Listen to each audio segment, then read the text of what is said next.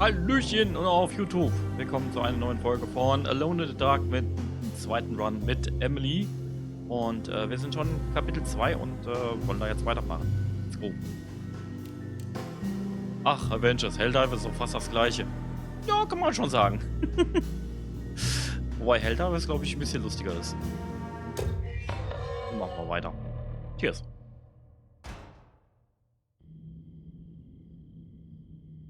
So, keine Health Items, das ist schlecht. Wo waren wir jetzt überhaupt? Repariert die Zielscheibe im Heizkessel. Ach, das war das, ja. Finde ich, das ist so eine Medizinkiste in Lotzis Zimmer. Ah, das ist bestimmt wieder da oben in den Zimmer. Ja, bei Cassandra. Letztes Mal, als ich es gespielt habe, war es definitiv lustiger. Es soll wohl mit all den Patches noch lustig geworden sein. Dann muss ich mir das mal holen. Dann muss ich mir das definitiv holen. Und nein, wir haben den Schlüssel nicht. Dammit.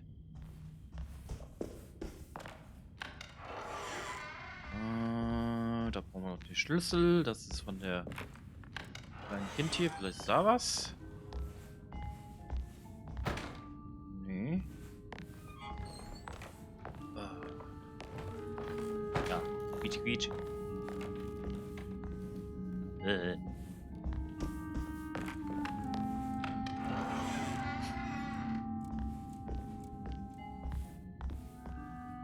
Hm? Ah.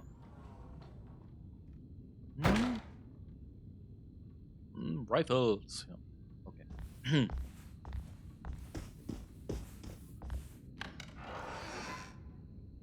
Ah, waren wir da schon drin? Hm.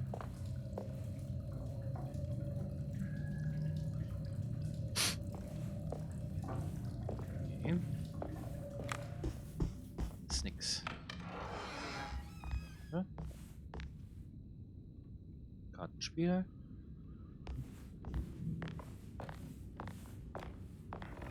Ah, das war das hier. Und die Tür geht wieder selbst zu. Und hier brauchen wir noch eine Flasche.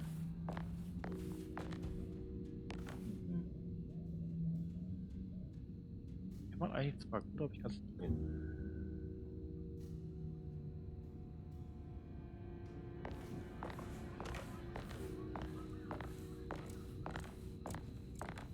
Ich brauche noch eine Medizinflasche.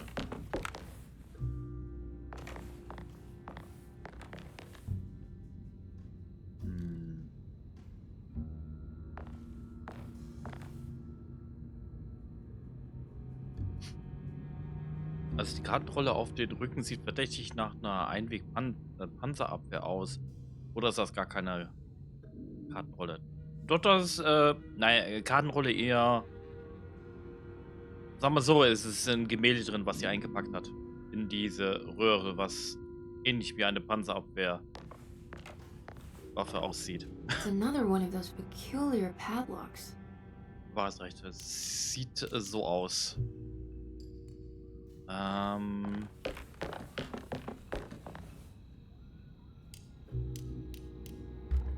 Nee. I'm not sure I have everything I need.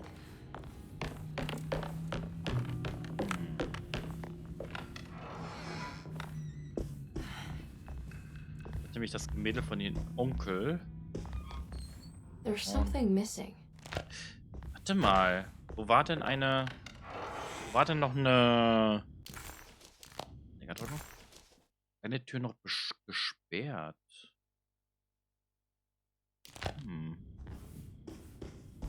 Wir haben noch diese Spachtel und da können wir die verschlossenen Türen doch aufmachen. War das die hier? Nee. Ist normal, dass der Ton so halt im Spiel? Warte mal, ich glaube, ich muss das. Hört sich das doppelt an? Falls ja, muss ich das mal kurz. Okay, ist das jetzt besser?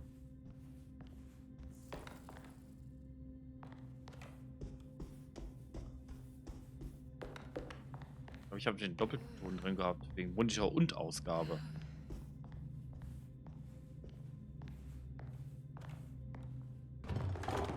Hm.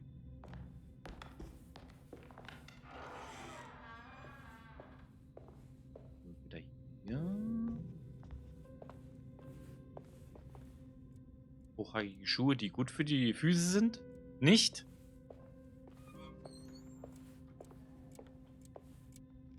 The Astarte Artist Colony. I'm pretty sure they had a Mardi Gras crew called the Pirates of Pontchartrain when I was a child.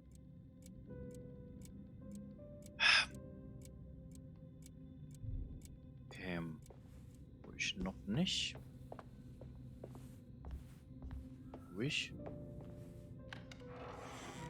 Jedenfalls. So war da durch.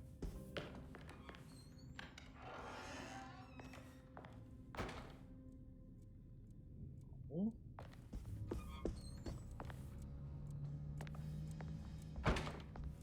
Ja, ist besser. Wenn sie spricht, hört man es deutlich ohne diesen Halt-Effekt.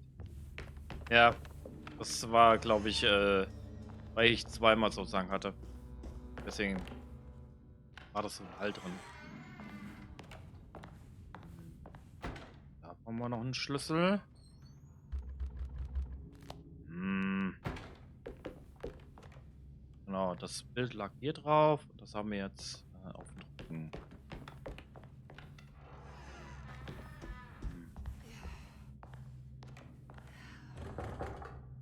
Nee.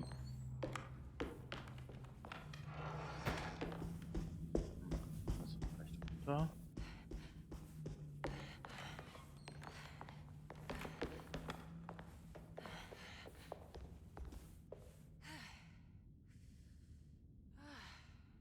Aber auf der PC-Version sieht das Feld besser aus. Oder vielleicht sogar gleich. Hm. I can't leave. I need to find Jeremy. Ja, deswegen sind wir ja hier. Oh.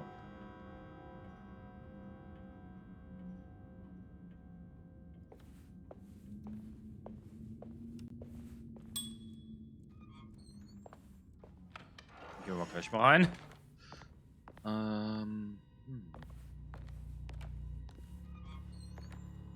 I need the key. Mhm.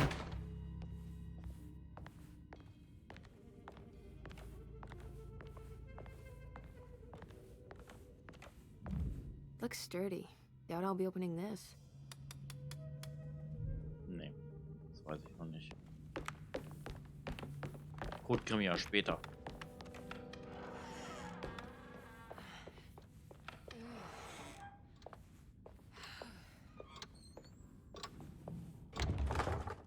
Damit.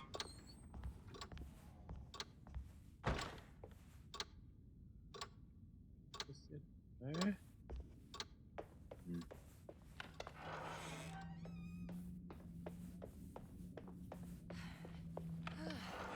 Alles klar, Joe. Viel Spaß am Tag. Ja.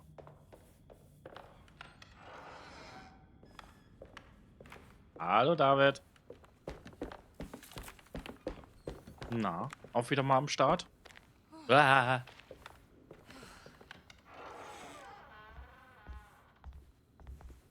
Bis wann machst du heute? Geplant habe ich bis um 8 Uhr. Also, dass ich um 8 Uhr dann Feierabend mache.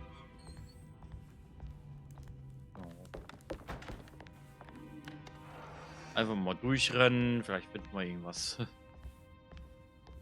Ah, war die Tür nicht?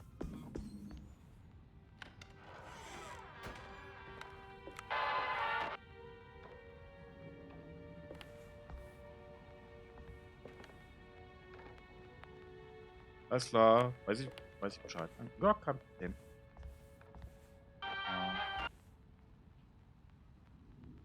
Mal aufhören. Oh.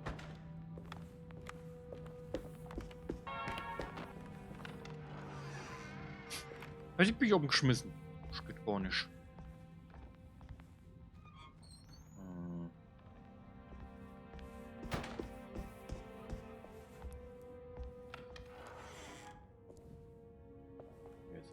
Wiedergarten wieder.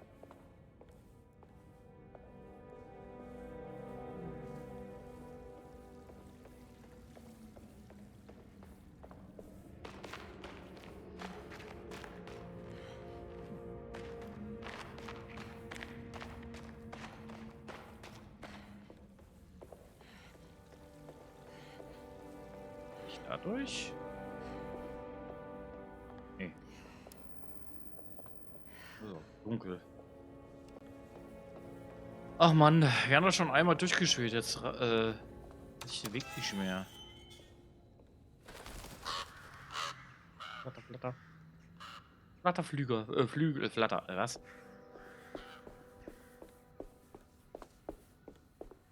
Noch was?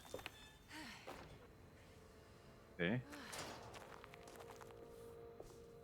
Und dann bleibt mit. Hm.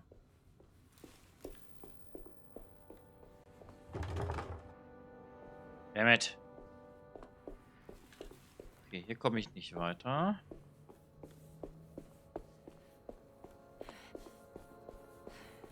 Das hat er erledigt. Okay.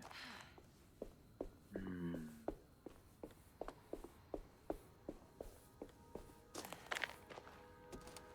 So. Mal hier gucken. Ja, wieder hier hin. Genau. Irgendwie noch eine Tür abgeschlossen hier oben. It's wet shut. Ja. Aha. It worked. Ja.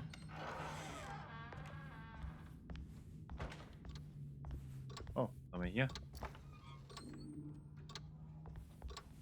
Nicht. Ah. Ah. Oh. Okay, da sind wir eine Etage höher.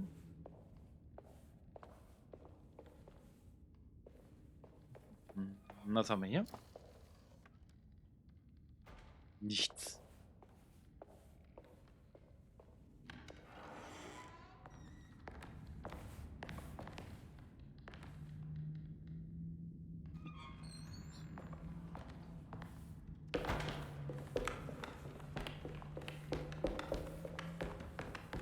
Klack, klack, klack.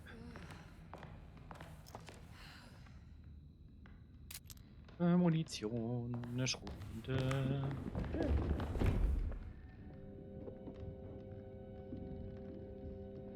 Hallo? Will nichts machen.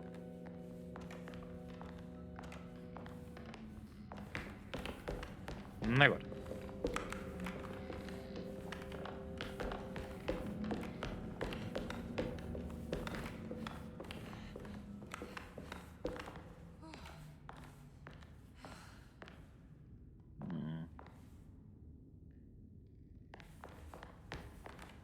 I need the key. Need the key.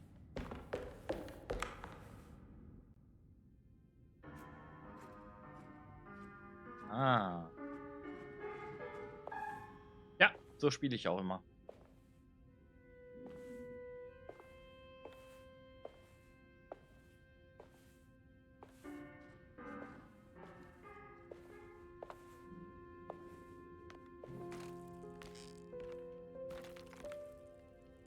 Do you teach piano as well?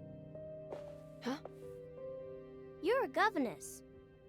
Did you teach those cloying Casino kids how to play the piano? How do you know about that? Just because grown-ups don't notice children doesn't mean we don't notice you. Yes. I taught them some piano. Are you any good at it? Not good enough to play a broken one. It fell from the attic. Brought half the ceiling down. It was Jeremy's fault, wasn't it? Nobody knows what happened, but you're not wrong.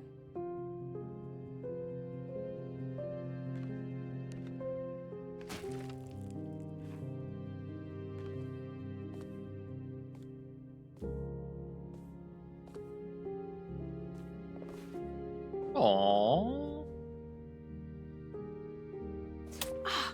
What are you doing?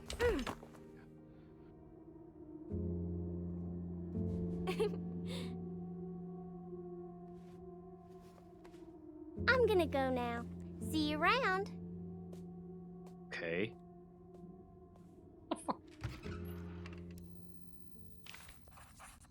Okay.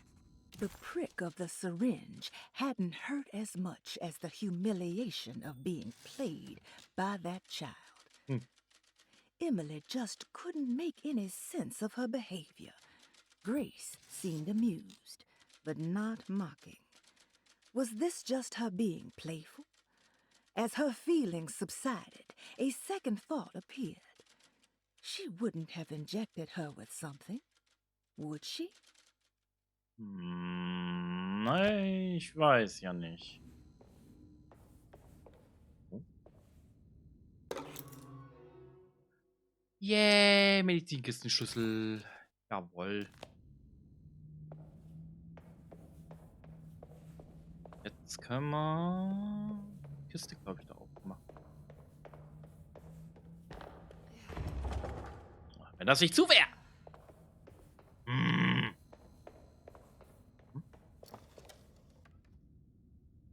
Was?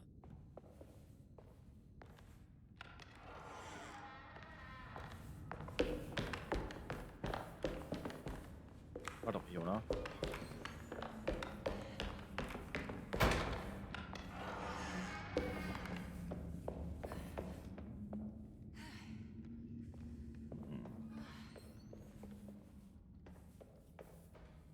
Hier müssen wir lang.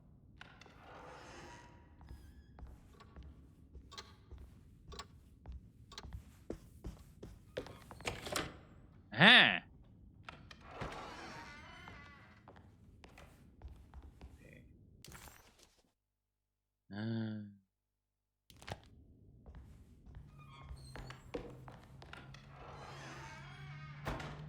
Läuft wieder hier.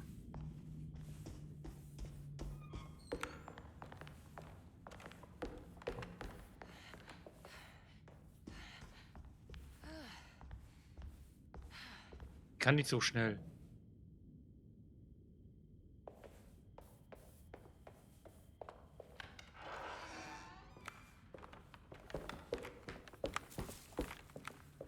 Hm.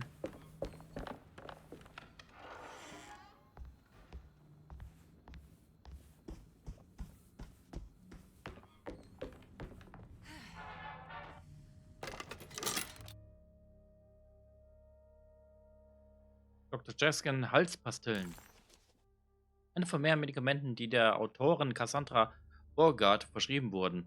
Diese Flasche enthält Tabletten, die Halsschmerzen lindern und 2 lebenswichtige Vitamine enthalten. Okay. Oh, what's this? Tabletten. So. Karte.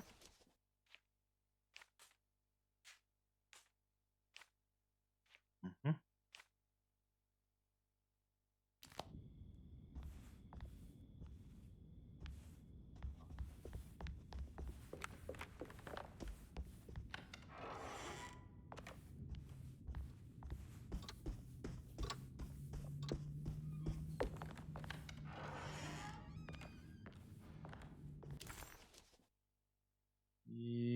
Ja.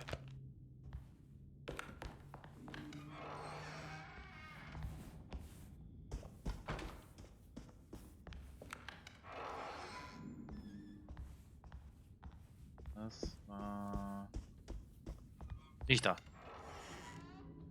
Hier.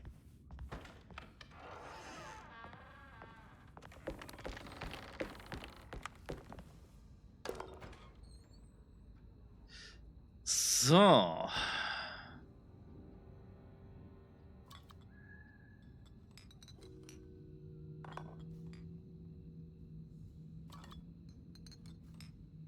Ah.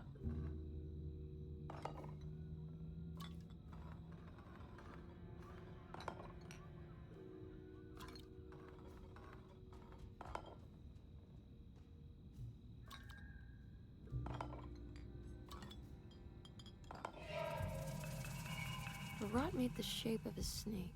Is it telling me something? Maybe it has to do with the numbers on the bottles. Nummer 257.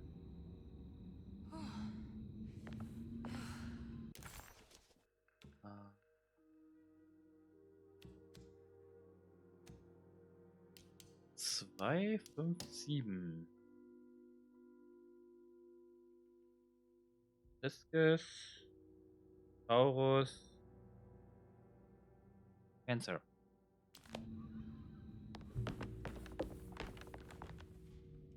Hm. Warte mal.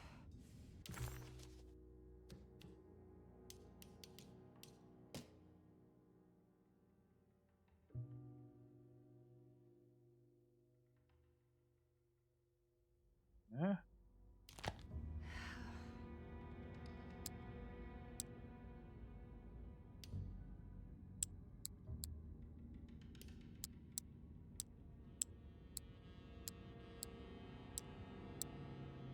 Hm.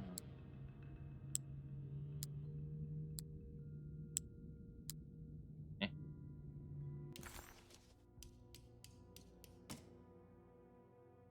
Ja.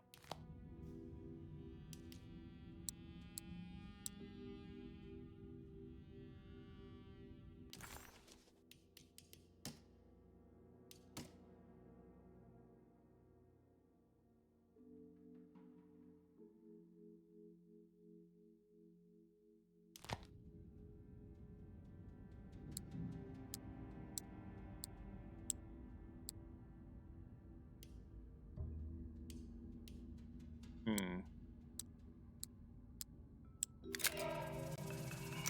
Habe ich gerade ein bisschen erschreckt hier. Der braucht eine Scheibe. Okay. Gerade eine große Zierscheibe. Ne?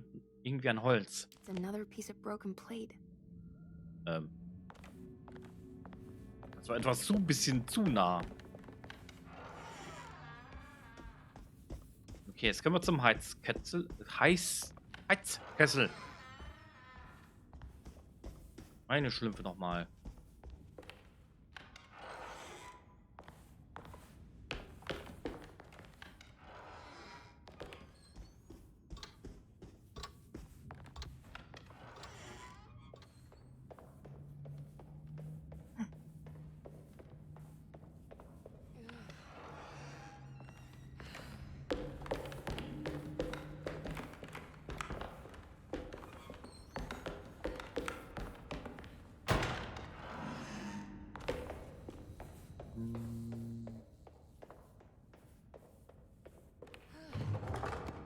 Ja, mit.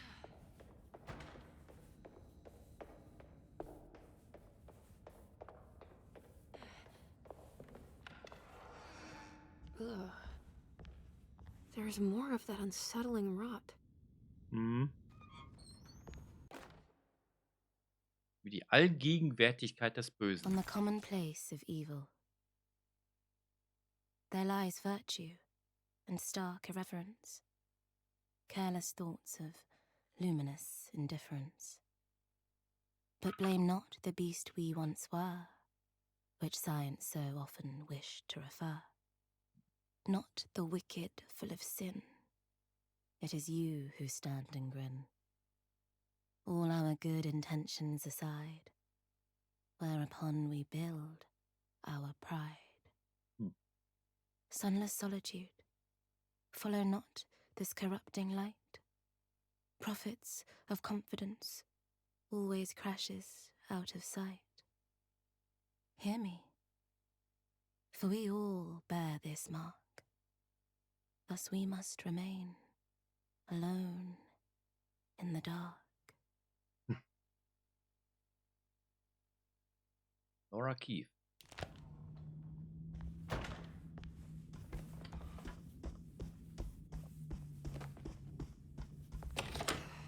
Ah. Mhm.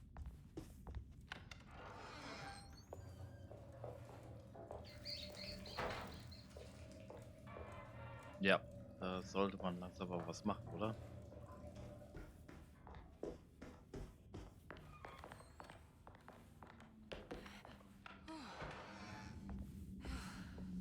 So, Heizungskeller. Das sind wir doch gleich. What's that stain? Looks like some kind of rot.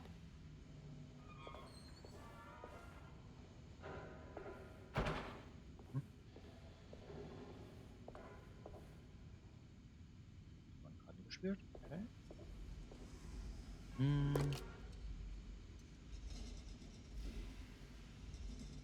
Ah, okay.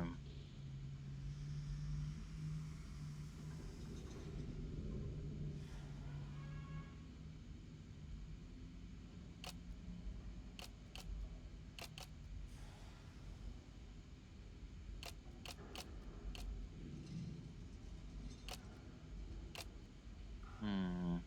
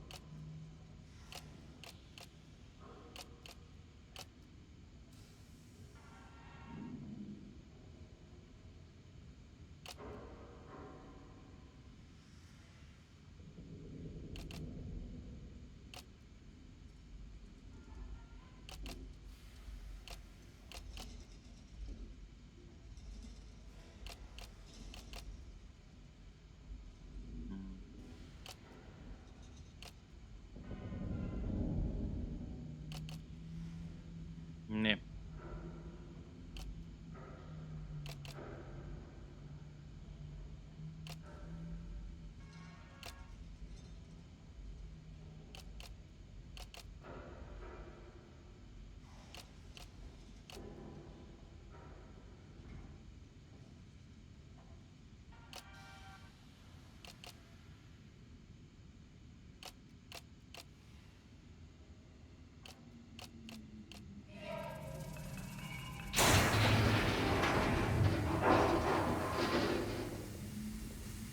Hmm.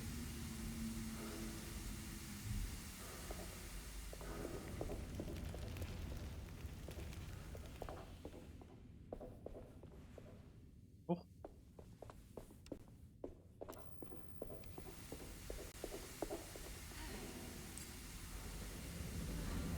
Ähm.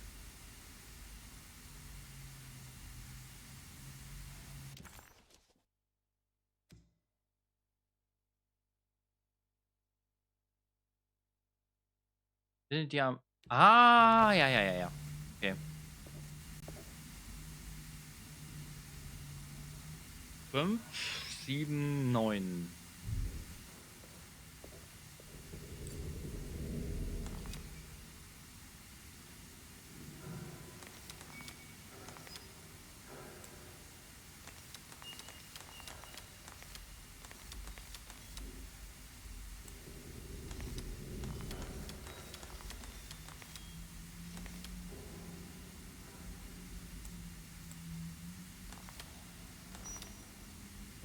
Hm. Warte mal. Oh, das ist große.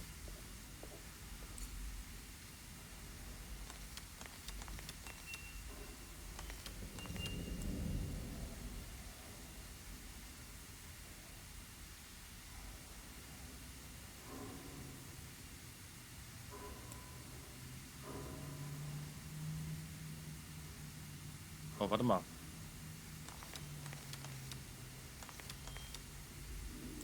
Ah.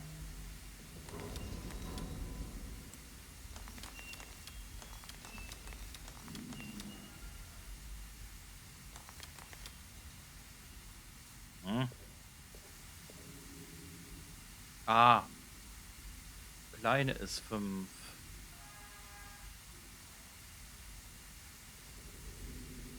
9, 7, 5. 9, 7, 5. So rum. 9.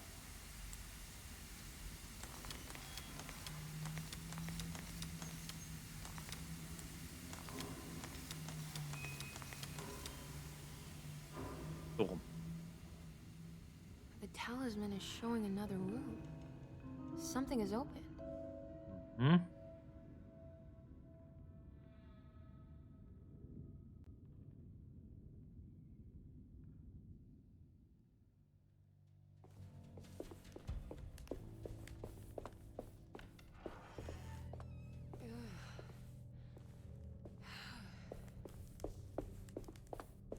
Die Tür ging von selbst auf.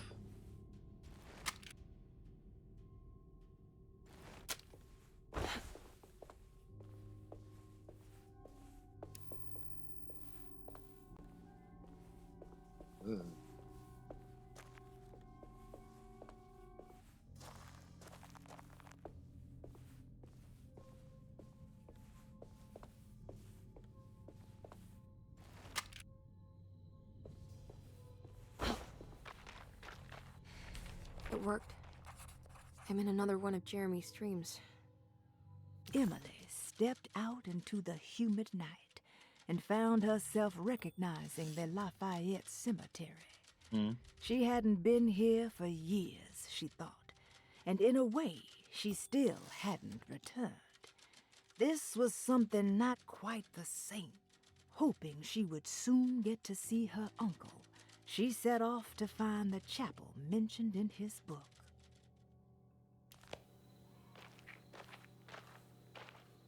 Bin jetzt hier schon nicht cool.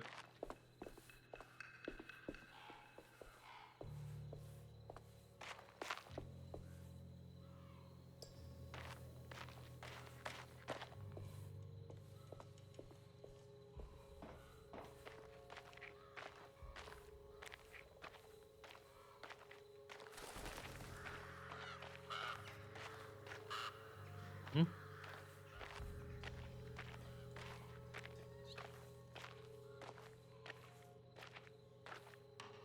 Hm.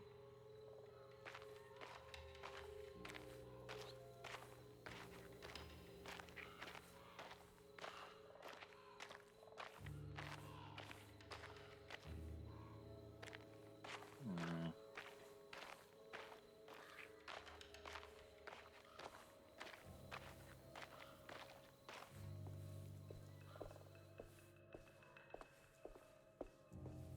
It's been a while since I visited the family tomb. I hope it's in a better state than the real world. Hm.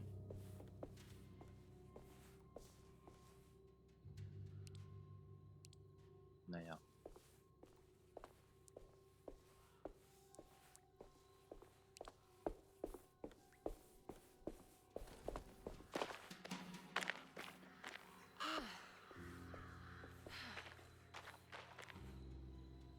Mhm.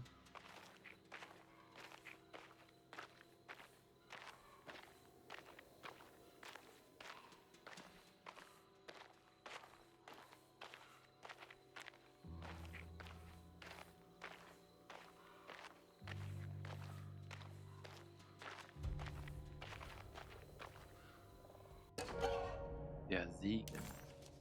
Eine altmodische Platte, verziert mit vergessenen Allegorien. What's this? What's that for?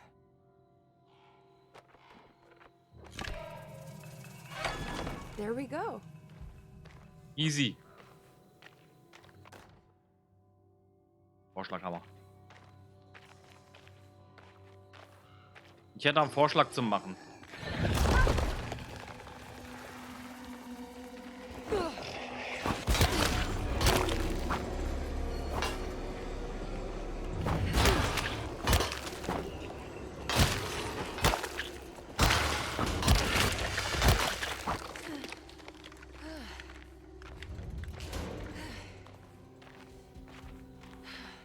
Oh.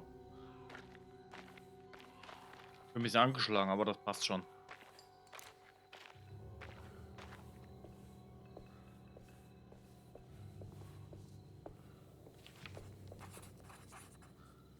It was the chapel where Jeremy had promised to mourn the mysterious Perosi. Maybe soon she would be able to talk to her uncle and have him end this madness. She just needed to find a way inside the chapel. Hm. Wissen wir brauchen ja noch die 3 anderen Scheibenkleister.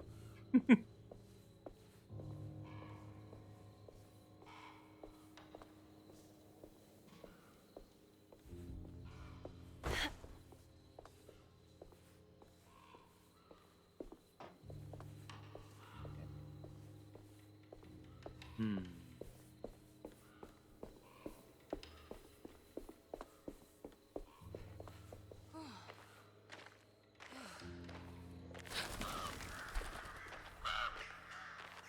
G.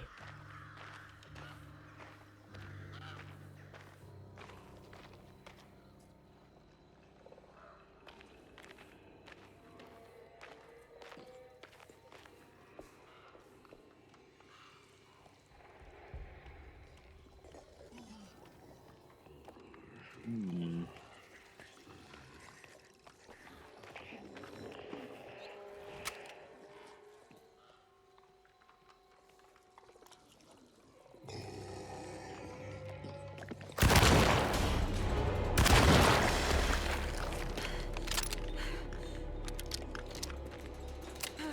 Reload!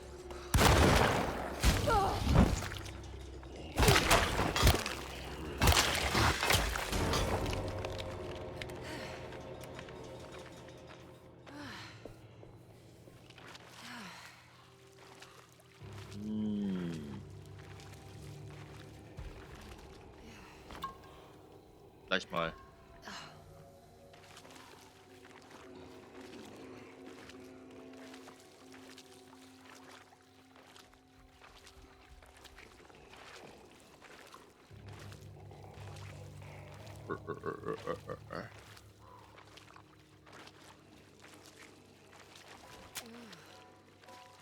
Mhm.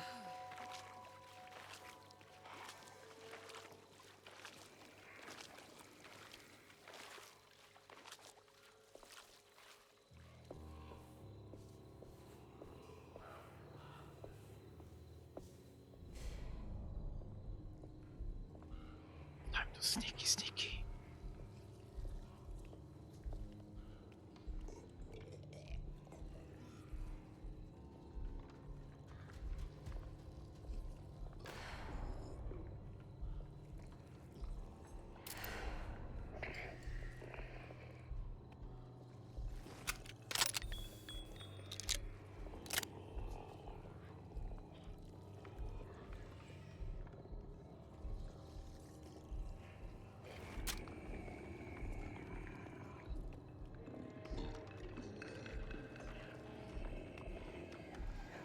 Hm.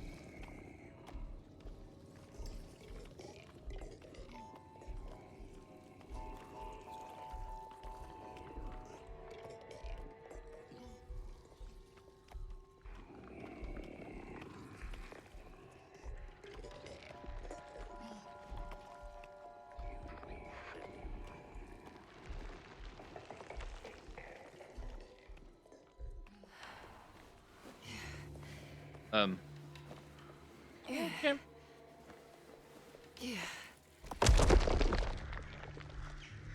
Right.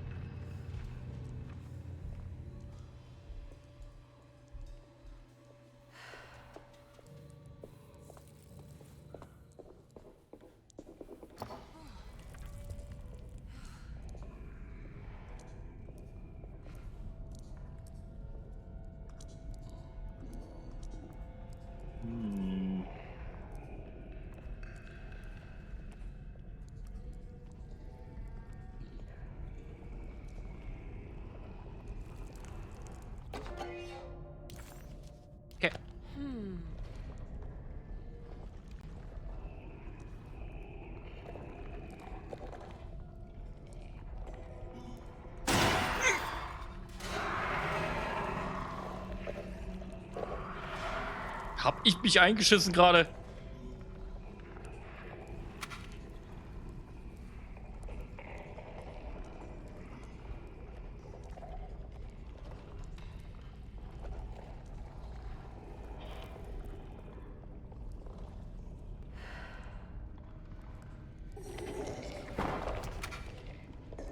Oh oh.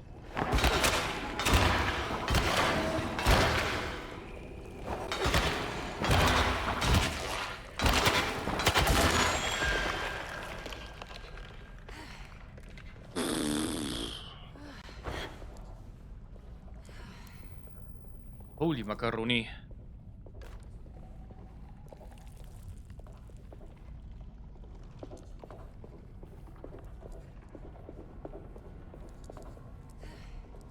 Okay.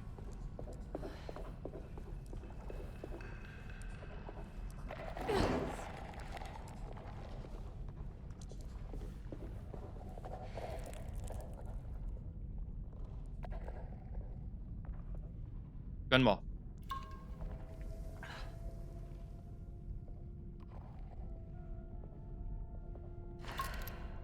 Sehr schön.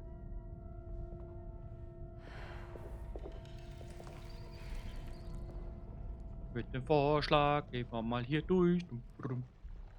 Den Vorschlag haben wir aufs Maul.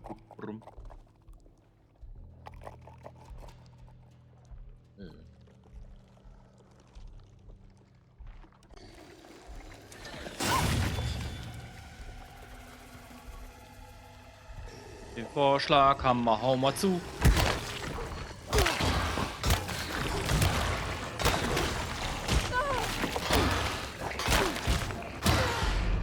Mist. Mit dem Vorschlag Hammer stehen wir hier. Scheiße. Ah.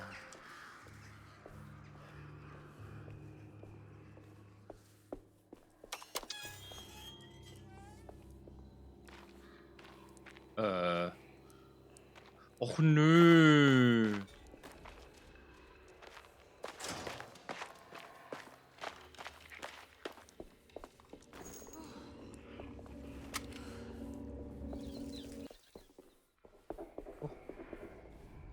Ah.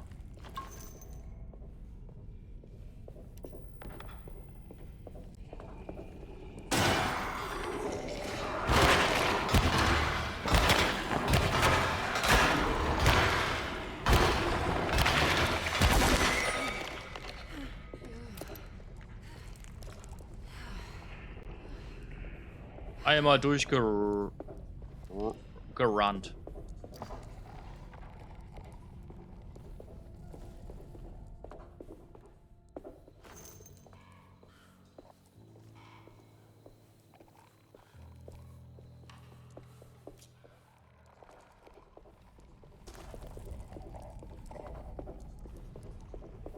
Ah, hier.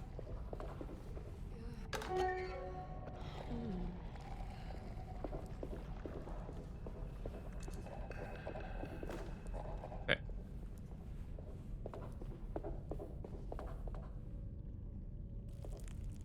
Das. Okay.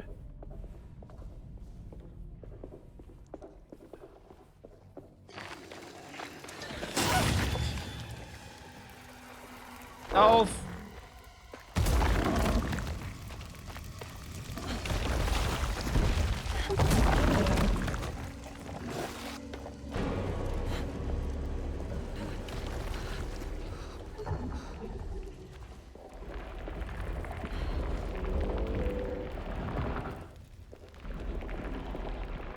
Ja, da waren wir schon. Oh.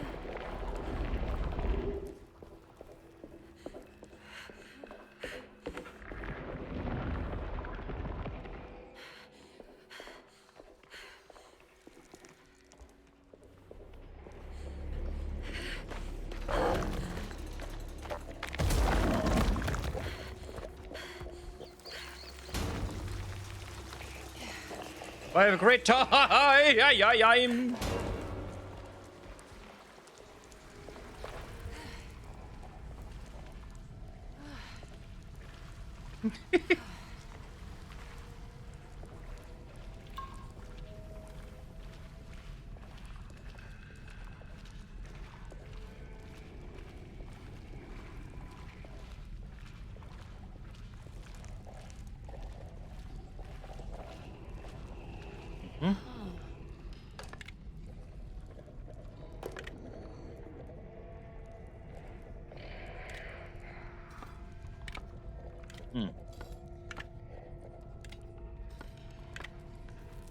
Ah, vielleicht andersrum?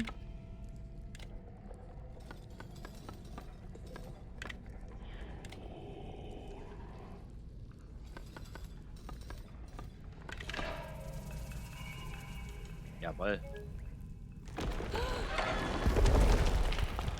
Was schiefgelaufen?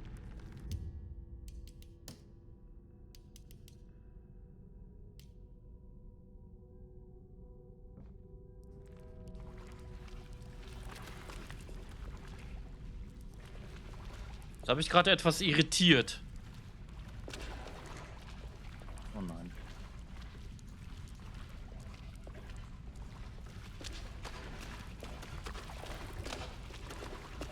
Let's go! Oh,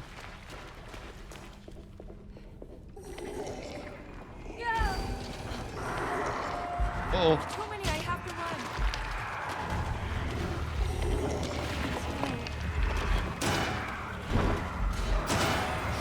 Let's go! Let's go!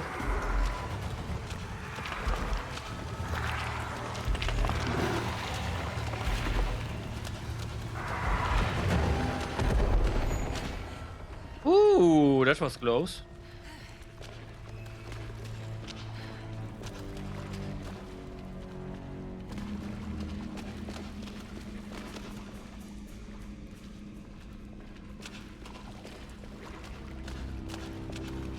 Gib. Das Opfer. There we Das go. Lamm. Und er schrie. Urt!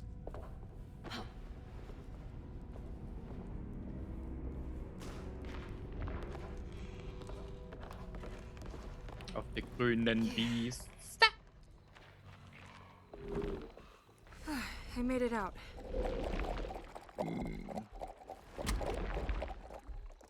Not quite, not quite.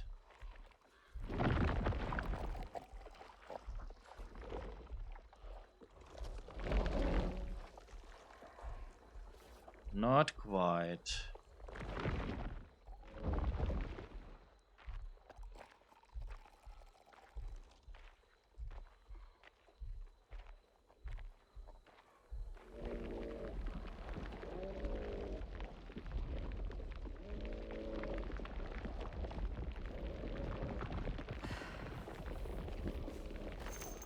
Munition.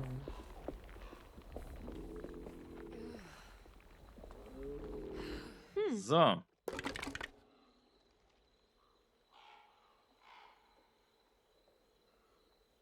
Warte mal.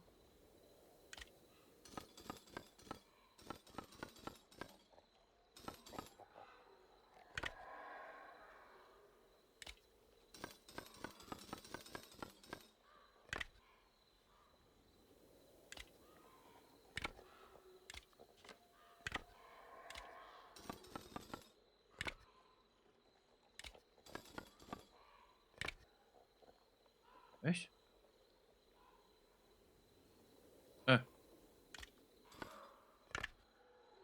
Okay.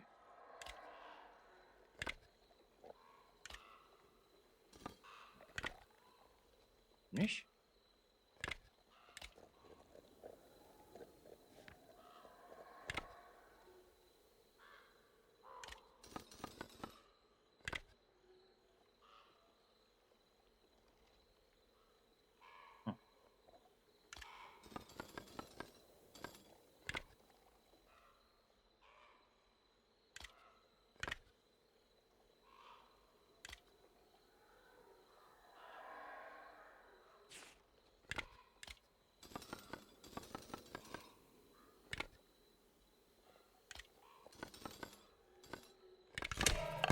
Hm.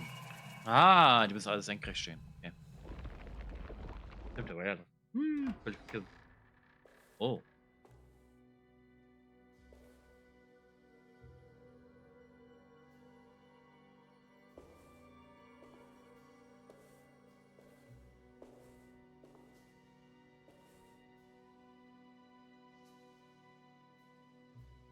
Emily, is that you? Jeremy, What are you doing here? well, you sounded so miserable in your letter. I've come to take you away from here. I can't believe I made such a foolish mistake. All I wanted was for you to stay away. What do you mean? I bargained with the Dark Man. A pact to keep New Orleans safe with my own life as tribute. The Dark Man isn't real, Jeremy. There's nothing he can do to hurt you. How do you think any of this is happening? How do you still not trust my words? Fine. Then let me help. Don't be foolish. He will bury you next to me in his sunken temple for an eternity. I don't care. I'll find a way. I have my own talisman, and I know about Tarawea. Oh, wait, don't speak.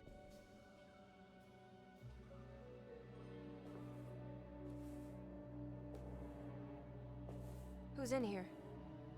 Show yourself. You know who, Emily. He took your grandfather. No, I mean it. Who's in here? I can feel someone's in here. The Dark Man. Evelyn!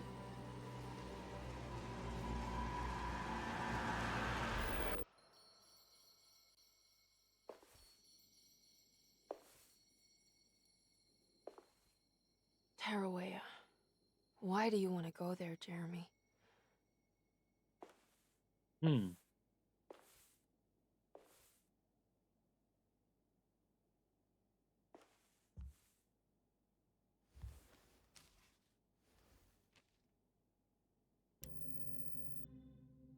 Ein und Alles. I've seen so many strange occurrences lately. Memories explode into existence and then burn out like tired glass bulb filaments. Dreamscapes crash down from the stars and sink into the sea. Doors that lead to nowhere and absolutely everywhere at once. With all this reverie, I want to think there's a chance that you found a way to remain alive in some way I cannot fathom. Just like I've learned to navigate with my talisman, maybe you, with all your knowledge, you somehow knew a way to find me again, perhaps in Tarawea. Oh, my love, Jeremy.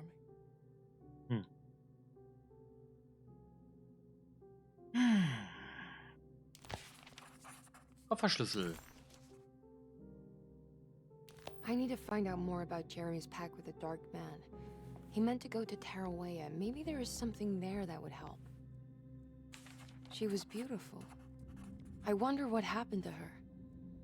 Ferocious fate remained a mystery to Emily. Was she a part of Jeremy's story, or did she maybe have her own? Despite suffering the Heartwood curse herself, Emily never thought she would be seeing the Dark Man manifested in front of her eyes. To Emily, the curse was very much a psychological condition and not something that could suddenly step into a physical world. What did this mean? Could her own personal demons take form? Surely the only way to get any answers would be to find a way to the place Jeremy so desperately wanted to go. She needed to go to Tarawea. No. Da müssen wir jetzt hin.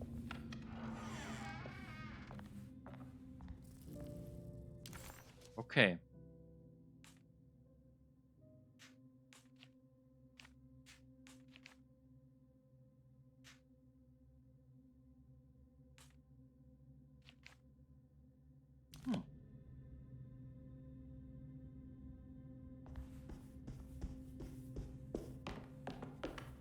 Gucken wir mal gleich mal in die Reisetische rein.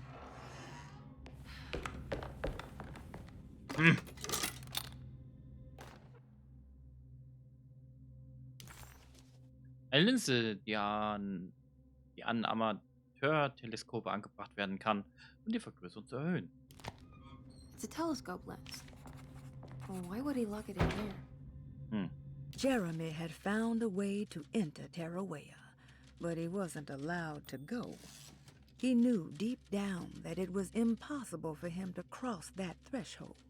Instead, he hoped that Perosi would go in his place and burn his library to the ground so he could start again.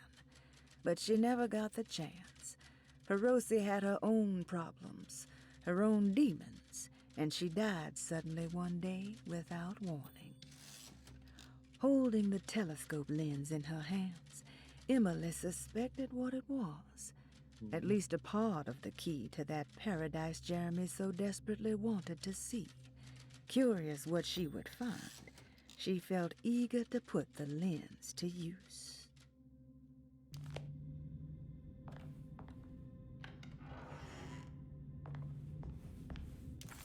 Und wo war das nochmal? Da, Empfangsraum. Wir müssen 1 runter.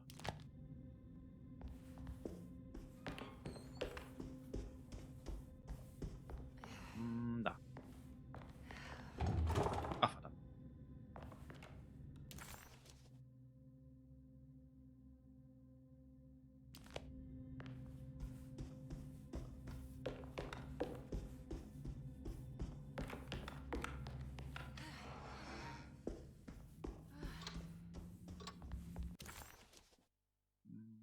Genau, Dienertreppe. Mal direkt runter. Okay, let's go.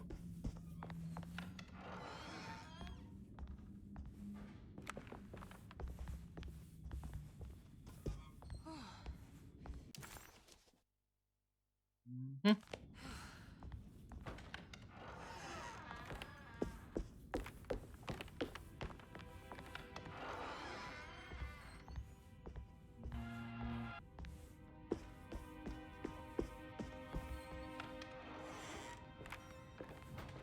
Da ist es.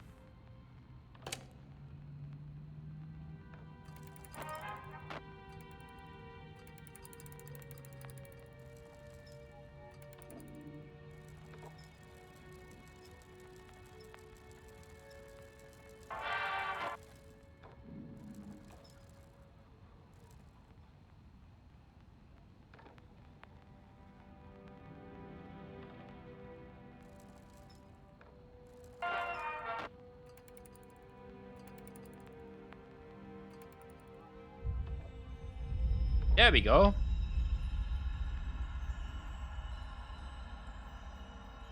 Whoa. Okay. Da sind wir. Good day, sir. Sir.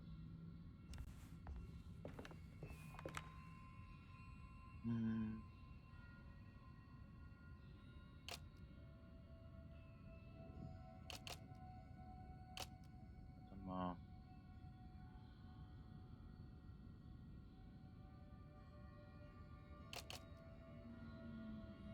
Hm?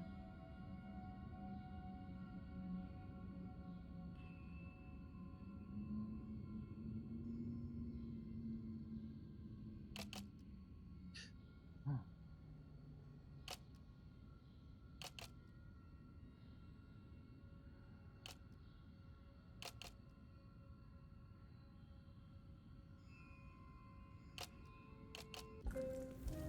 Neun, 4, 1.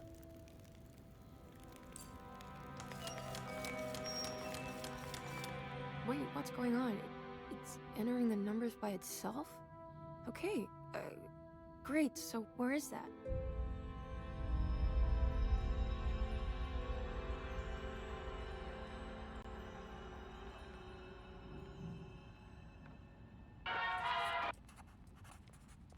Das Radio. Was this dream of Tarawea without a catch? A place for rest and comfort. Okay.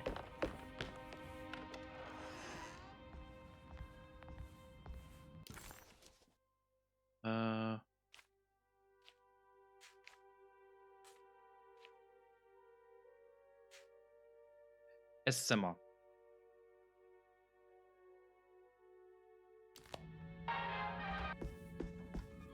Müsste das Esszimmer.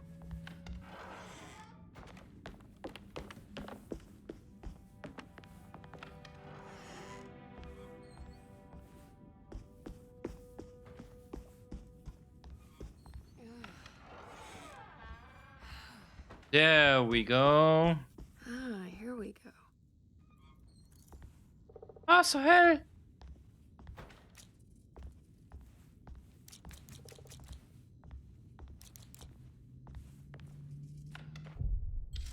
Kapitel 3.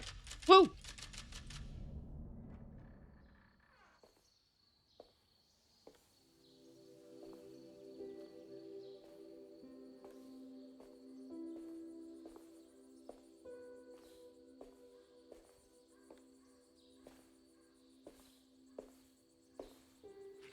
You should not have come, Emily.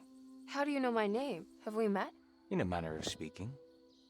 As a manifestation of Yermi's deepest desires, I am to you unfamiliar. Yet I know of you. Are you Jeremy? Is that what you're saying? I am only his subconscious thoughts. I cannot speak for his totality. How come you have a Spanish accent? And what is this place? Is this Tarawea? This is indeed the fabled convent of Tarawea, where Yermi goes to find peace during his sessions with Dr. Gray. It's all fantasy then. Based on the things he has read and seen. And that includes you. Yes. My name is Juan Luis Jorge. Yermi once read a book of mine. It stuck with him. Can you help me break the pact with the Dark Man so we can leave Dorsetto? Yermi doesn't want you to.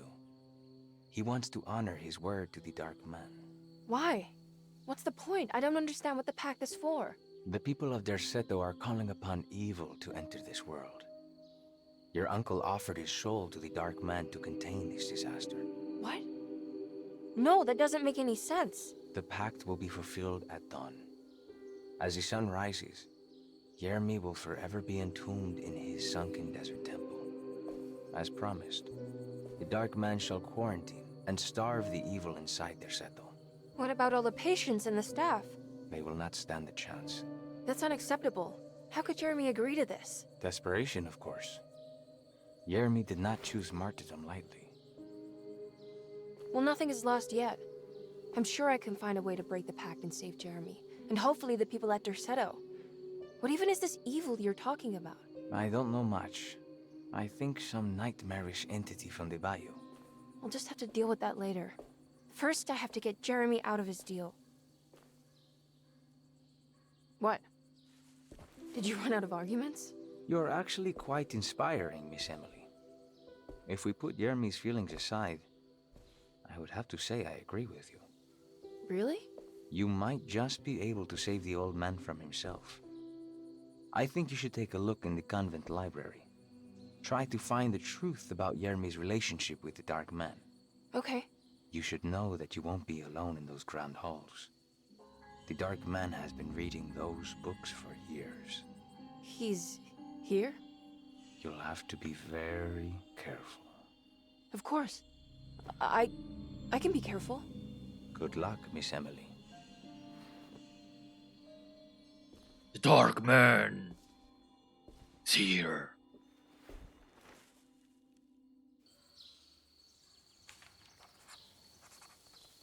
As much as Emily wanted to soak in the comfort of Jeremy's dream and take a seat next to Juan under his Bodhi tree, she knew she couldn't stay. She had to visit the library and find information about Jeremy and his first meeting with the Dark Man. Dark man. What is the Dark Man, do you know? The Black Sun. The stalker among the stars. The crawling chaos. No.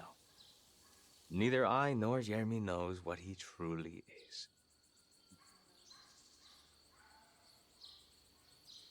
I'm worried this is how it starts. That this is just madness enveloping me. I'm sorry. There is no compelling answer I can give you to dispel such doubts.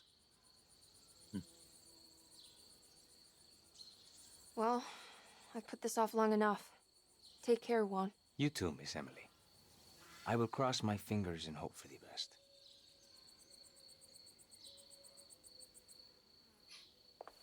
Mal los.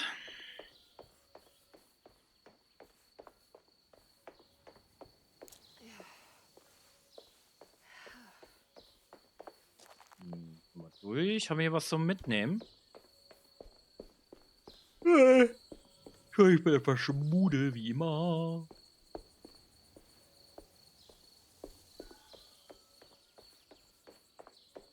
Okay, das war die Stelle, wo wir aufpassen müssen. Wo es schwierig war.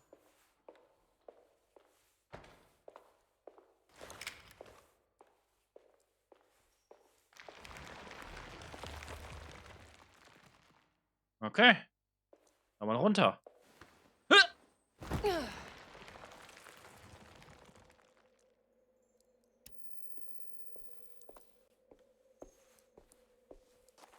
Hi. Hi.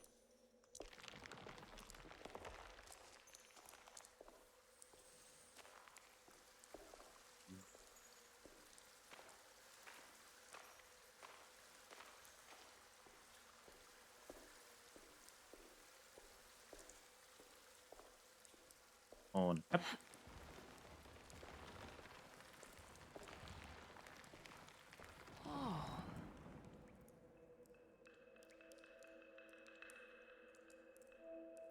So, da sind wir mit Emily mal hier. In dieser. Entschuldigung. Mit etwas, ja.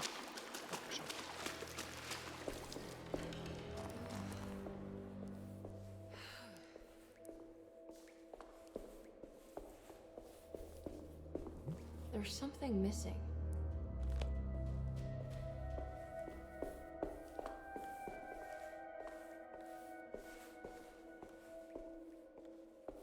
Hi.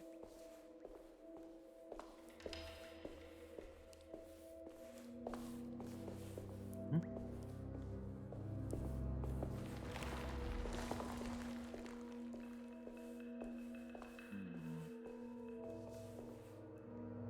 Ich dachte, es wäre eine Shisha, aber nein, es war doch keine Shisha, es ist eine Lampe.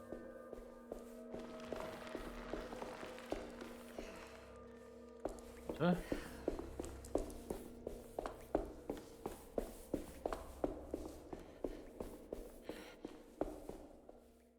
Hm.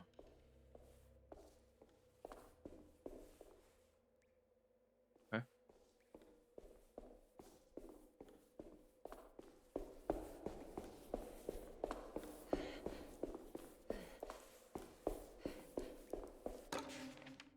Die große Bibliothek. The great library was endless, beautiful, and terrible. An Akashic record for the universe inside the mind of Jeremy Hartwood, now corrupted by a story forced upon him, told by a maniacal liar, an evil conjured by science and secrecy.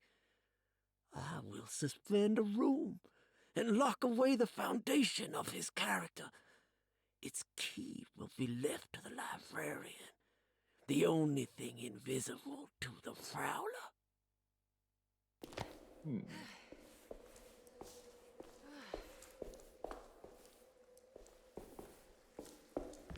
Da kommen wir nicht durch.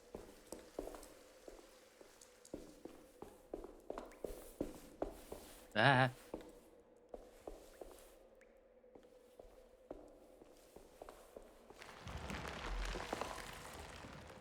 Sieht gut aus, ja. Nicht.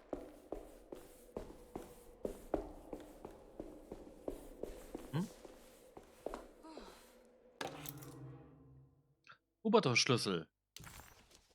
Nachdem der hängende hängende Raum gebaut worden war, wurde es ein Schlüssel an die Bibliothek des Konvents Hubertus gegeben, um Jeremys dunkelste Geheimnisse vor neugierigen Augen zu schützen.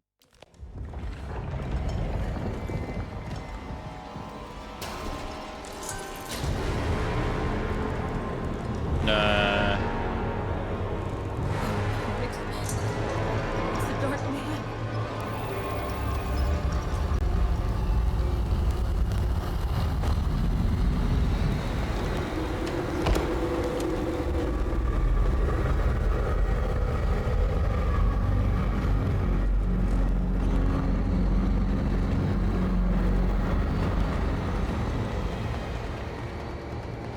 Okay, let's go.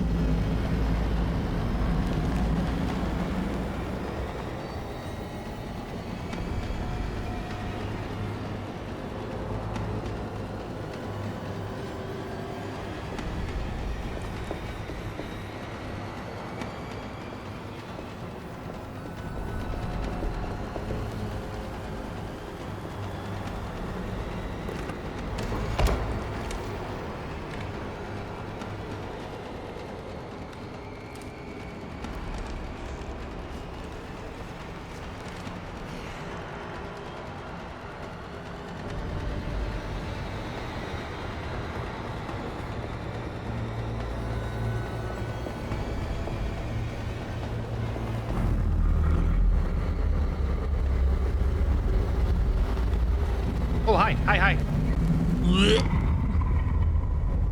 Ist direkt reingelaufen. Ah, Moment. Es meckert wieder mal hier wieder was, wo ich keine Zeit habe. Eieiei.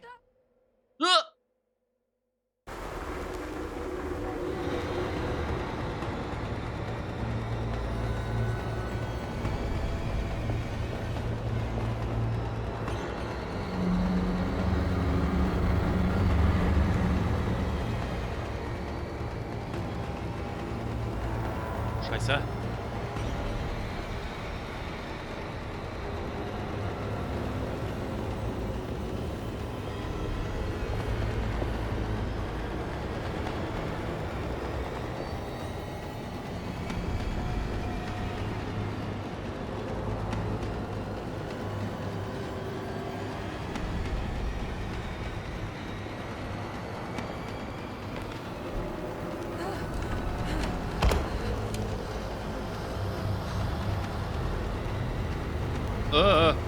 Ah, hier. Oh, oh, oh, oh, bin hier. Ui, ui, ui, ui, ui, ui, ui.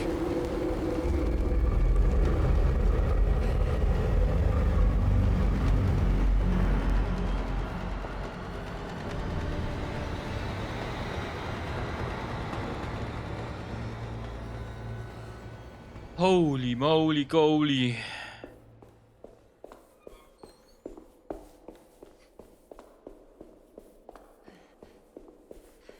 Ganz schön uns reingehauen hier. Uff.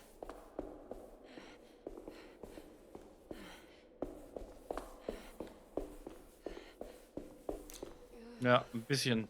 Es ging. Geht.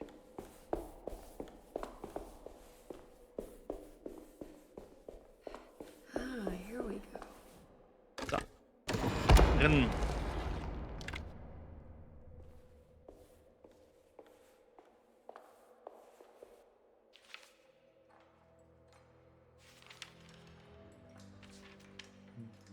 It was in the hot autumn that I went through the night with the restless crowds. He was a kind of itinerant showman who held forth in public halls and aroused widespread fear. The New Orleans address of the event is lost, but I remember distinctly the Prext shipping company pressing their contribution. Emily! Hello.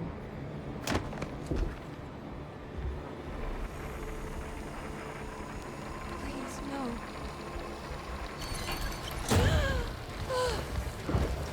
I hope you found what you were looking for, Emily. I fear there is no going back. He's in my head, Juan. His breath replacing mine. You should not have come, Emily.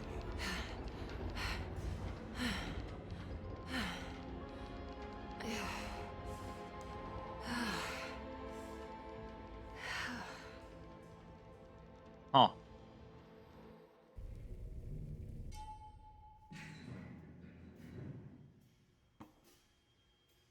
Well, if it isn't my new best friend.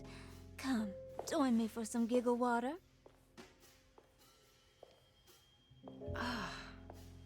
Ruth? Oh, Miss Hotwood, don't tell me you've been out swinging without me. Ruth, what is this place? Where are we? Have you never been to the Maccabean before? Goodness me. Tell me, Miss Hotwood, have you ever considered going out for an evening? Are we in New Orleans? Oh, who can tell anymore? I just went inside the grand parlor and suddenly here I am. The Grand Parlor? Can I get back to Derceto from here? Are you sure you want to? We could stay here and drink the night away. How about a gin fizz? Yeah. If this is New Orleans, maybe I should go further. Find that magic show the book was talking about. But there was no address, just Preg's shipping company. Oh, is this about where Jeremy met the Dark Man? How do you know about that? Jeremy talked a lot about the Dark Man. I always felt a bit envious. How so? If an all-powerful entity showed me any interest, I'd at least hear him out. I'm sure he has plenty to offer. Ich weiß ja nicht. I don't think you'd want that, Ruth. We're too sweet for such darkness. Oh, please. What kind of blue nose do you take me for? I relish the darkness. I think it suits me.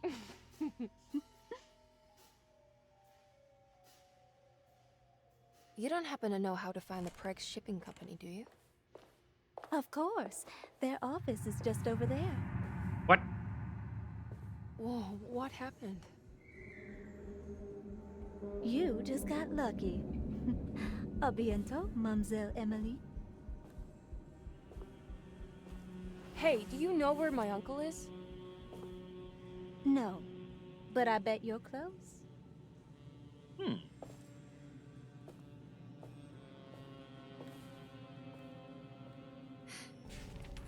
Ja, da sind wir wieder. Streichholzbriefchen. Ah, und wieder ein verbotenes Wissen erlangt von der Sichelmondstadt. New Orleans lies southwest of Derceto, along the great Mississippi River. Its old town, the French Quarter, or the Vieux Carré, is home of the proud and often rich Creoles. Wrapped around this center, you will find a large and eclectic city full of people, including the most mundane dock workers, reckless gangsters, jazz-crazed flappers, and of course, the mysterious voodoo people. At night, you can stand on the lakeside of Derceto and watch New Orleans glow like embers on the horizon.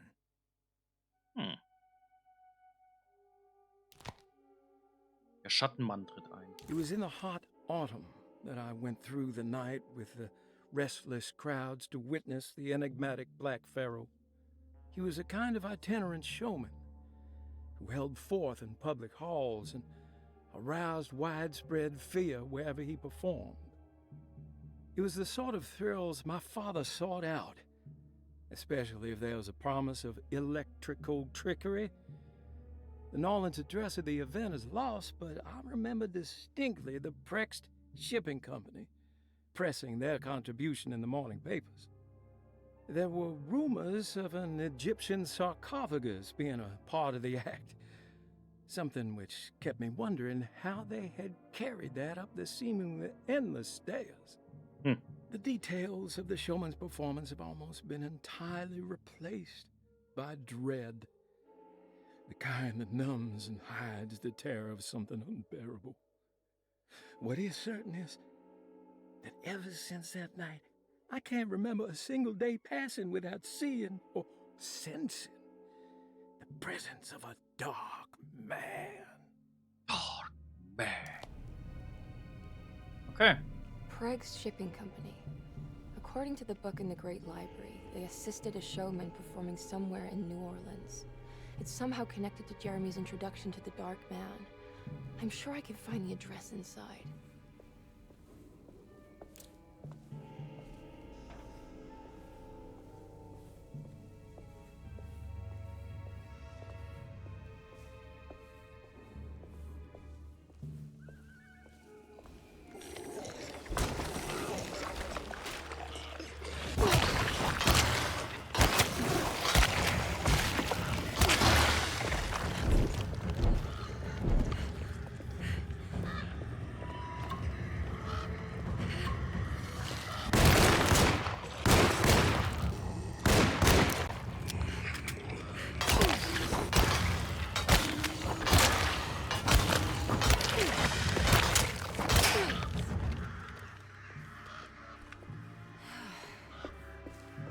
Damn it. There has to be another way inside. Hello?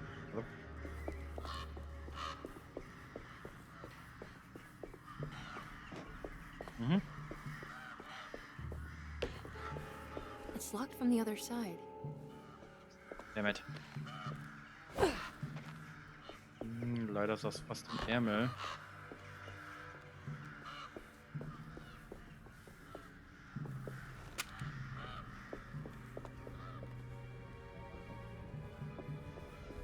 I don't know where to go. Dann hier lang.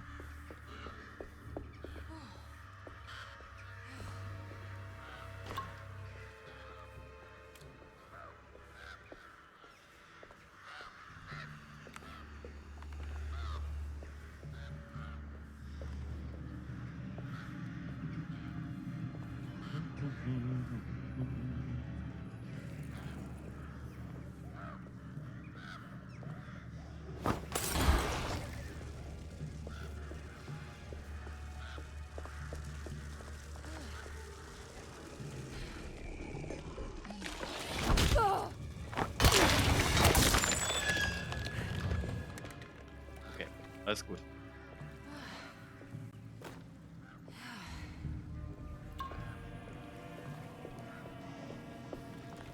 Hm?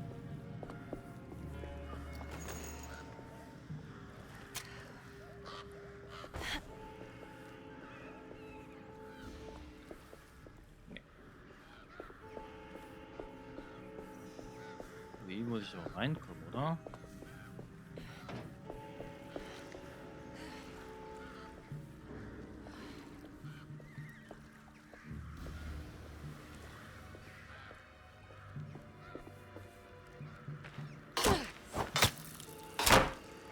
Nee.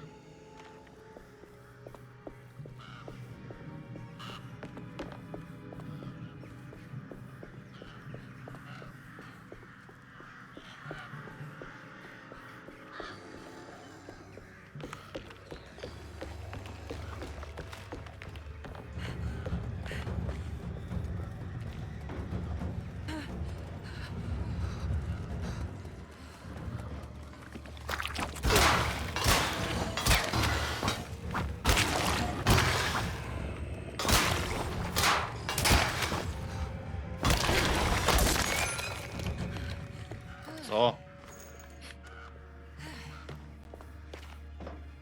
I need the key. Mhm. I need the key. The key. Another key from the key master. Hm. Maybe I can move all that junk out of the way with the crane. Mhm.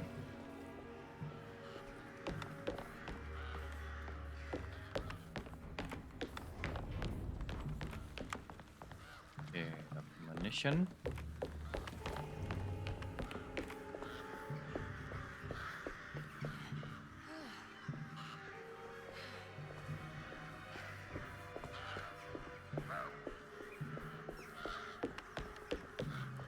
Ah. Okay.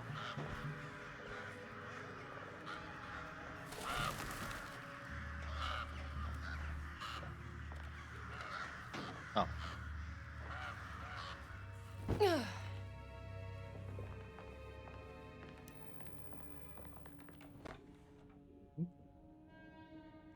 Black Pharaoh.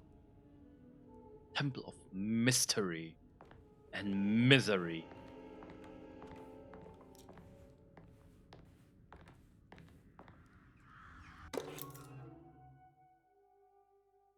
Schlüssel des Schauermanns.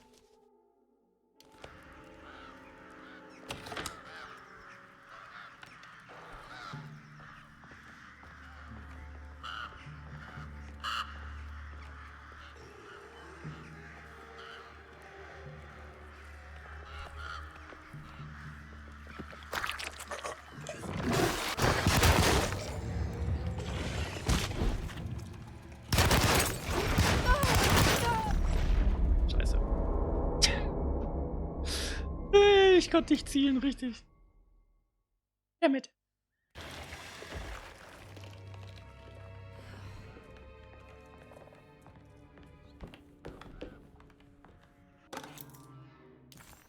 Mhm. No.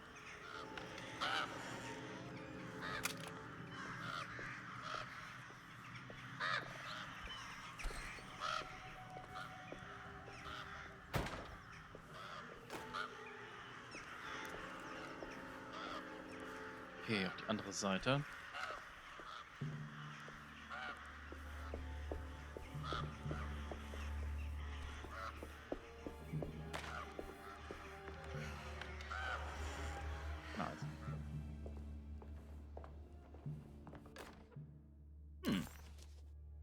411. There's a way through the sewers.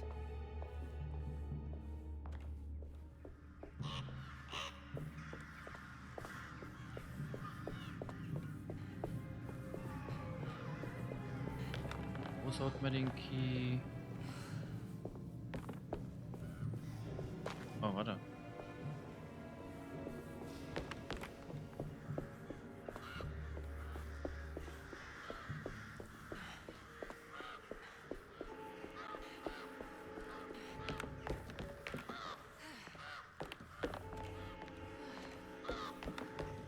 Ich muss mehr das Rennen und mehr gucken. Hm?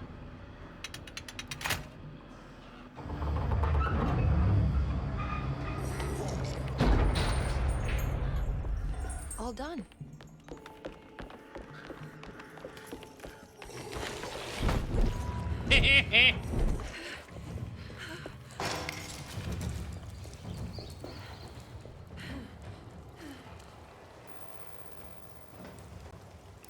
Ah, das Licht ist schon an. Wow, wow, wow.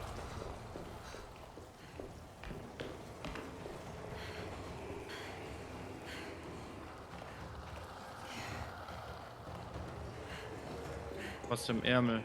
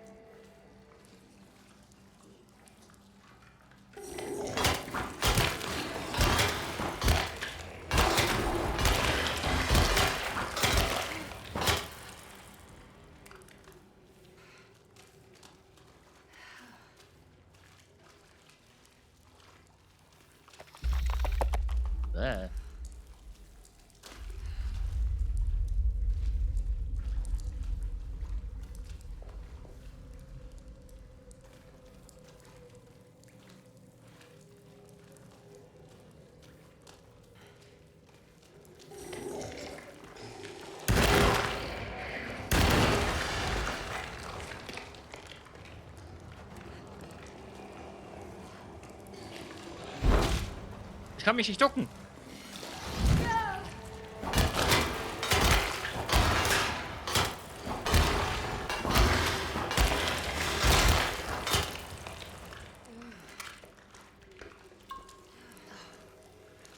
Scheiße.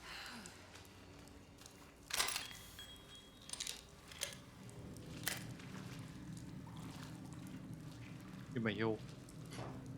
Ui, ui, ui, ui.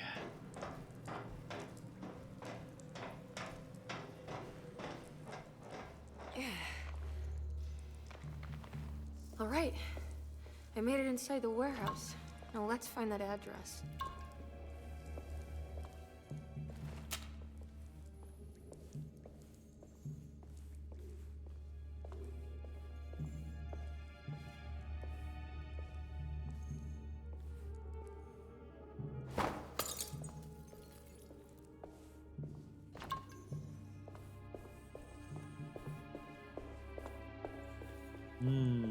Da muss ich dann fliehen.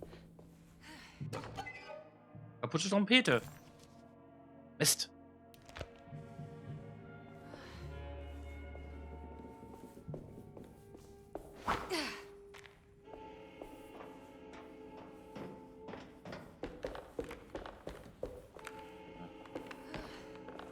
Oh. Ein Schürhaken.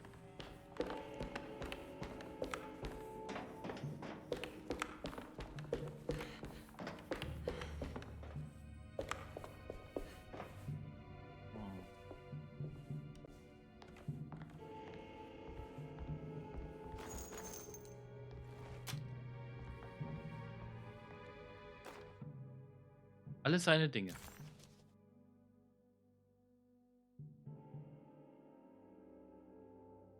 Achso. Unsere Schiffe wurden am Dock überfallen. Alle seine Gegenstände wurden sichergestellt, aber Blut ist vergossen worden. Mehrere Männer wurden in den Mississippi getragen und dort von jenen ertränkt, die in den Tiefen leben. Alle Gegenstände sind geliefert und quittiert worden. Jetzt sollten die Papiere gut verwahrt werden. Links liegt Pein, rechts die Leere.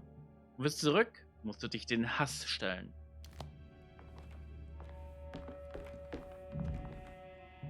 Äh.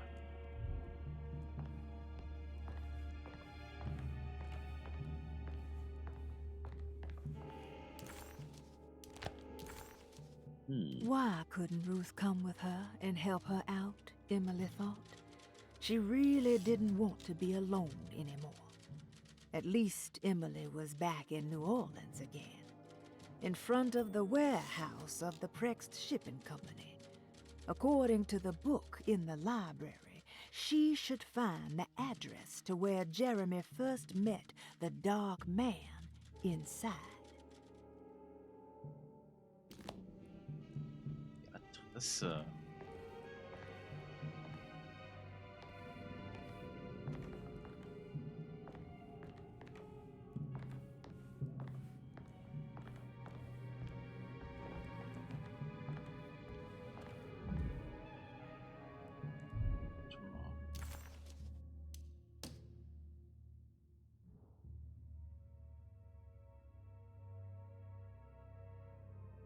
Hm.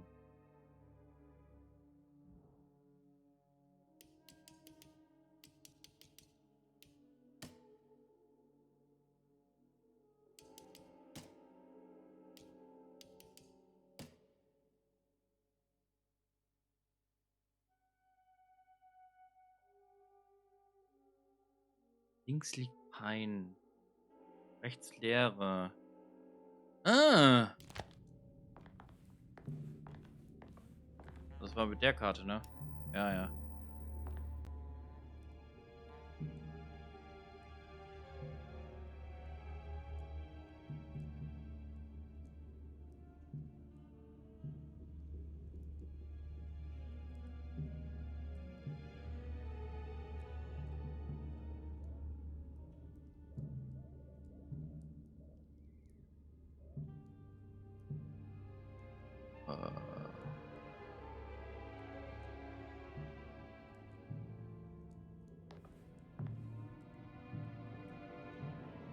Was sind wir denn überhaupt?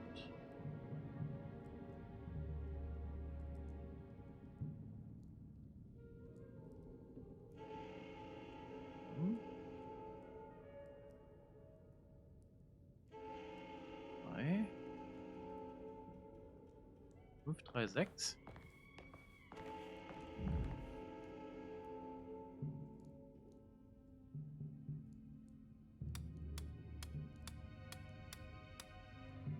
Hm.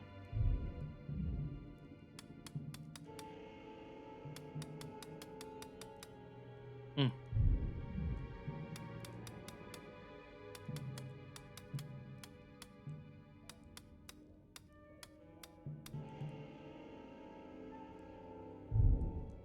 Nee.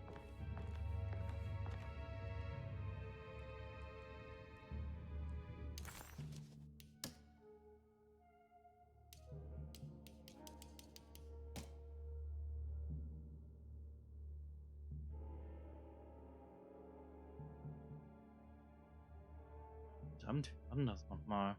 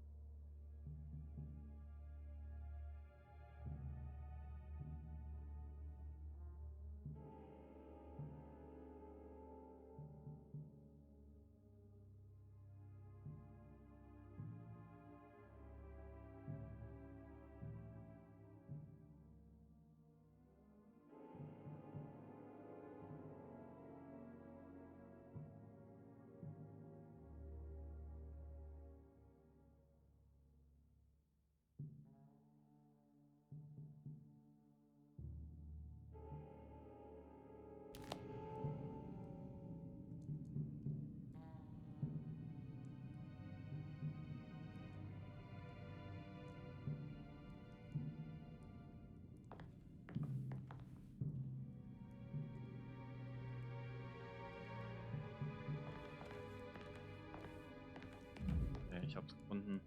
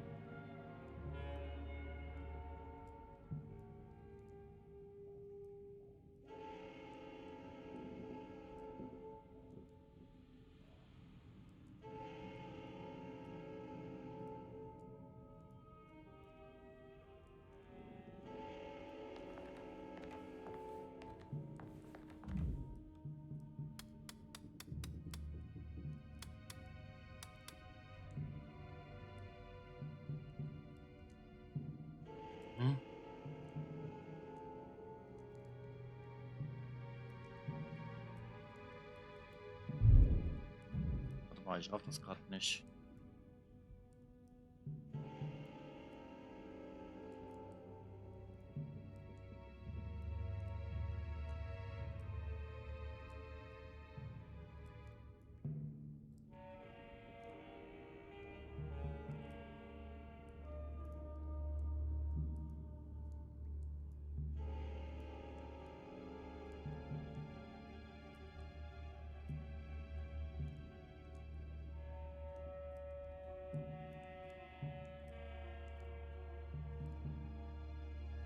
Hm.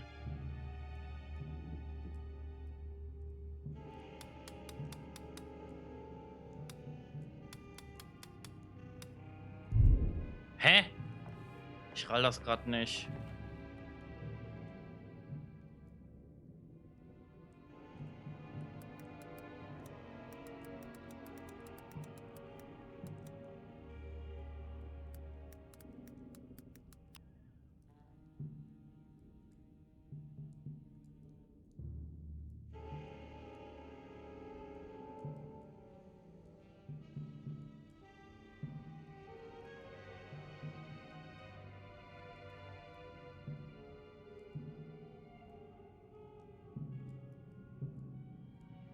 Ah.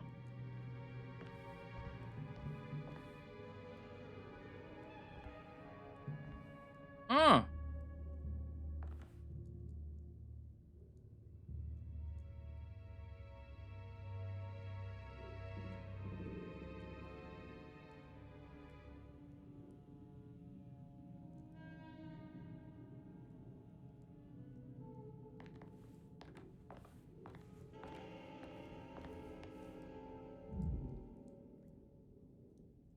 Ah.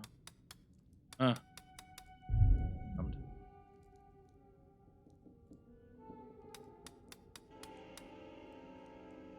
Hm.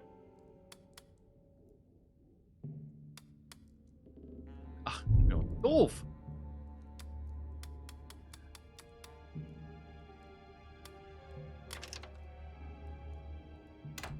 Habe ich von der römischen Zahl verwirren lassen. Ah! Cargo Manifesto. September 19th, 1892. Eieiei. Breck Shipping Company delivered 4 steamer trunks, Gut. 1 Egyptian sarcophagus, and a large wooden crate belonging to the showman called the Black Pharaoh, performing at 18th Street.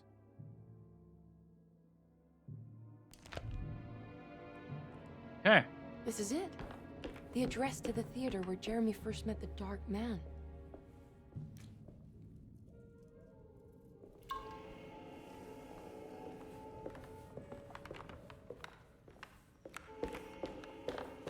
Jetzt aber raus hier.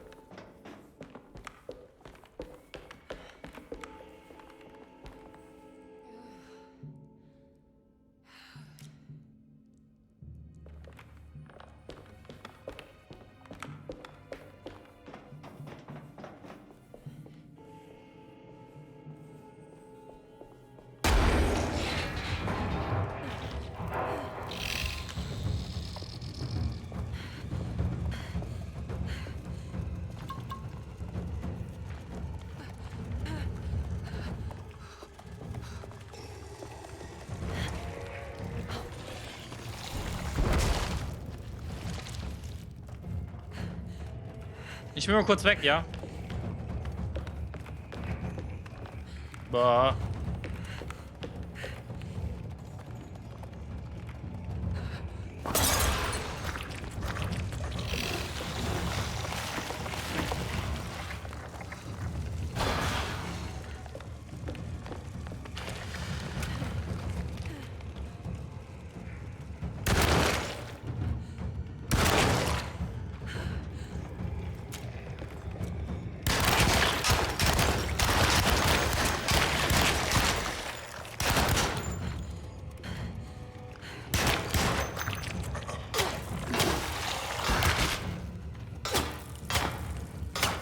Nachladen. Reload! Reload! Ja. Danke. Wiedersehen.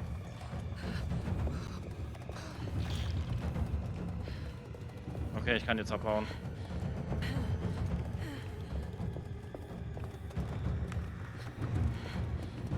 Looks like the fog cleared up.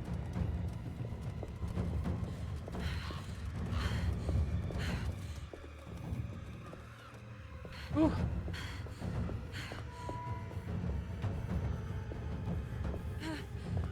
Hier hin?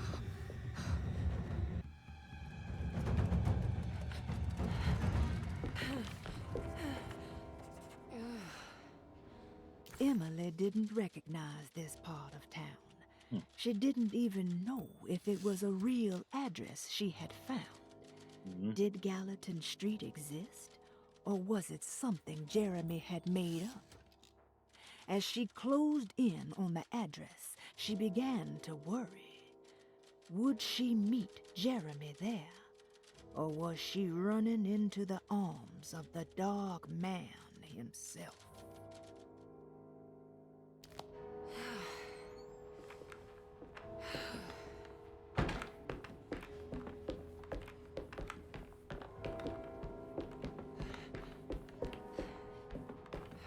Okay.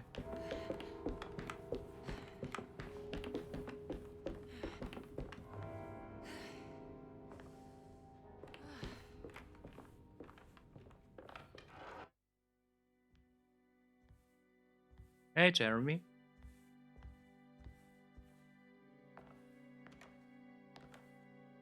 You shouldn't have come. Don't say that. You needed my help. All I wanted was to keep people away from Desetto. Especially you, Emily. You're the only one in the family who forgave me for choosing old age over death. Father still cares for you? He is paying for your treatment at Derceto. To get rid of me! That's the only reason anyone's at Desetto. Someone in the family thought you were becoming an embarrassment. Help me get you out of this mess, Jeremy. I want to take you away. Your father would send me right back. What if I take you up north, to Kingsport? I know Mother still has family up there. I've been thinking about going for a while now. I haven't been to Massachusetts in years. I still paint from memory, you know? That old lighthouse makes for a great motif. Your father and I would go almost every summer. Then when our great-uncle died, we stopped going back. What is there to be done about the Dark Man? He's the one holding you back, right? You feel like you can't leave without paying your debt to him. The Dark Man has been with me since I was 12 years old. He was standing right on that stage right over there. For a brief moment, his gaze held mine. And that was it. I recognized him for what he was. The Heartwood curse embodied in flesh. I thought it was my turn. But I was only there to be mocked. Instead, his attention moved on to my father sitting next to me. I turned to him and saw his face. The whitest shade of pale I've ever seen. He bit off his tongue that night and suffocated. What can be done, Jeremy? Please. There's a way. 2 ways to be exact. One worse than the other. A written contract now buried inside his sunken temple. Don't you remember what it said? I don't want to. Try, Jeremy. What did the contract say? No, we can't. We can't let New Orleans suffer that blight. I have to make this sacrifice. What are you talking about? Is this the thing from the bayou? Juan said something.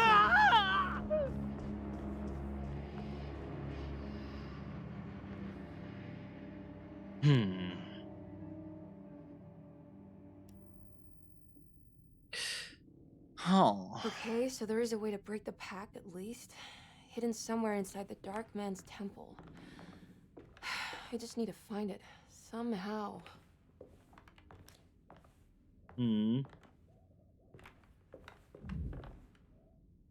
Ah.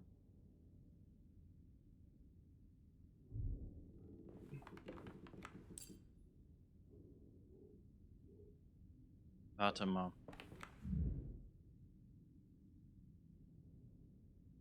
Mitte ist.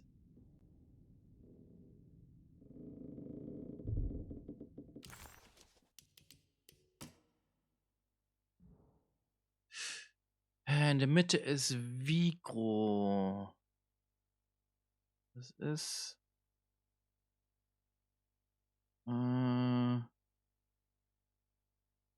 Das ist 8. Gemini ist 5. Das andere.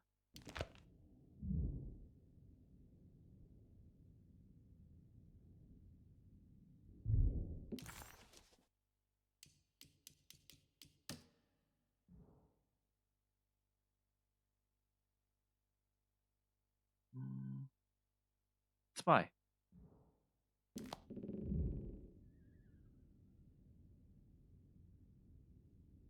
8. 2. 8, 5, 2.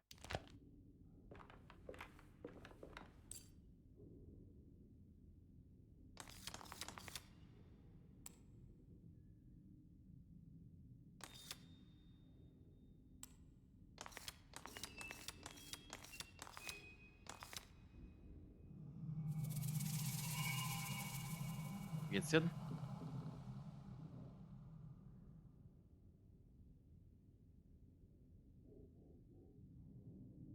Okay.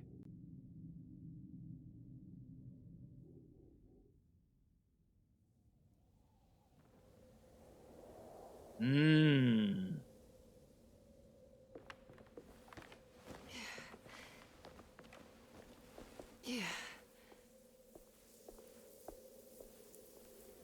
Okay.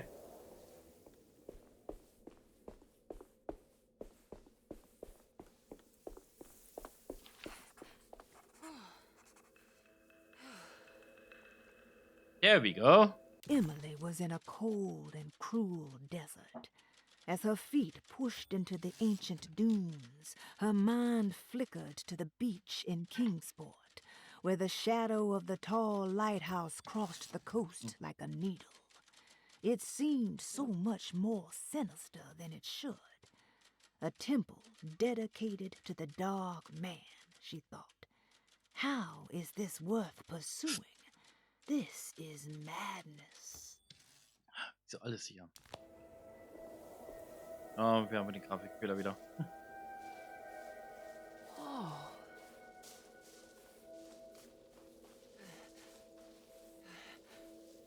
Ich muss sagen, der Level sieht hübsch aus, also der Grafikfehler. Die ich teilweise ans Stargate denken. Ah, hier. Jetzt kommen wir zum Tempel. Der war ein bisschen.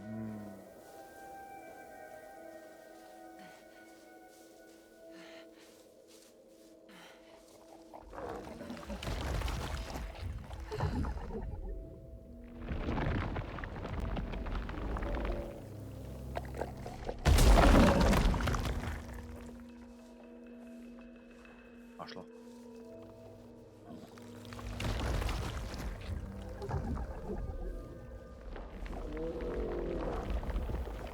I need to get down there somehow.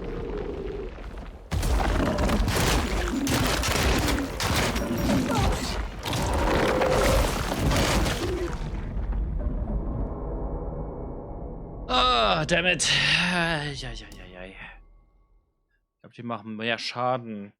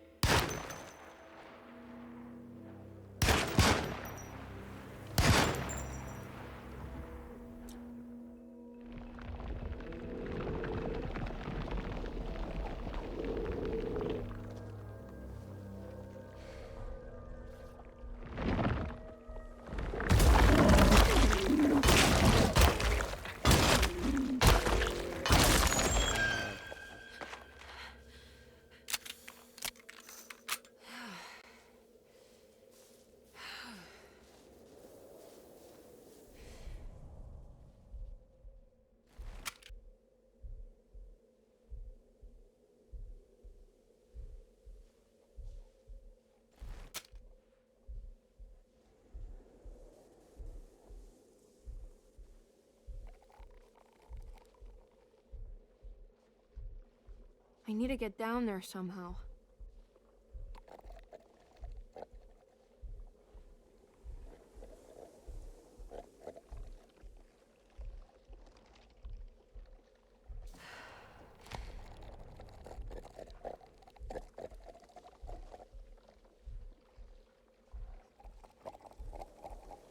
Hm?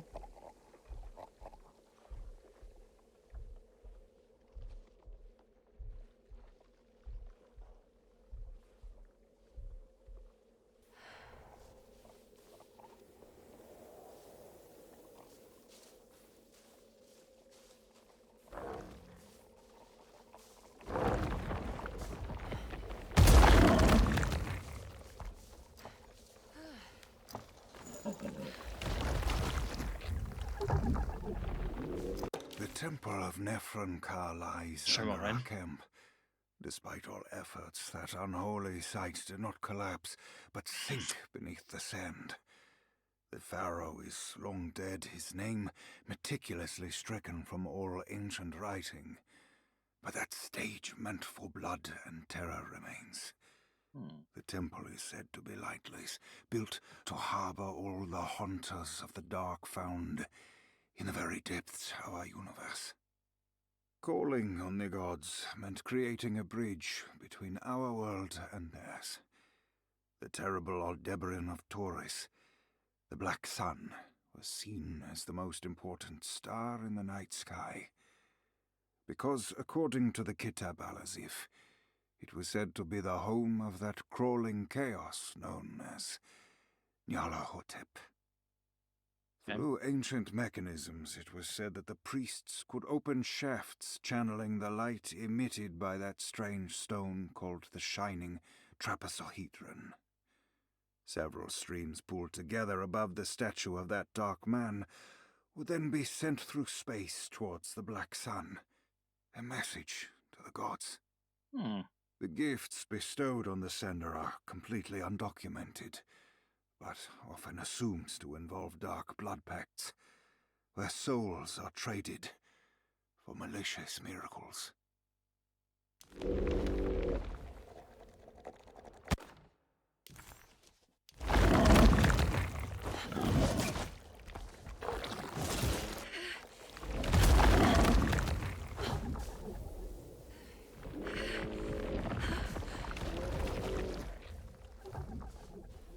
Dahin.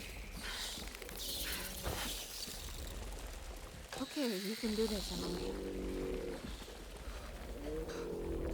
Und runter.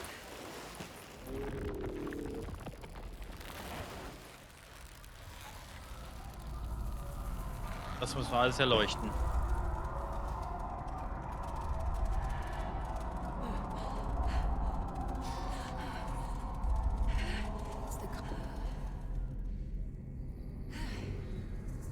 Emily felt a wave of despair as she recognized the temple she had entered. It was where all her dreams eventually led her. Like roads to Rome, her darkest thoughts always brought her here. Oh, hey. Was the dark man behind all of her family's suffering?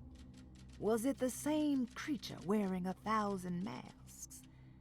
Finally, feeling her own sanity slipping away, Emily steeled herself and set off in a hurry to find Jeremy's contract with the Dark Man, so she could leave this cursed place. I've seen this in a dream, but as a shallow pit of darkness. This is definitely where the contract is hidden, but how do I get to it?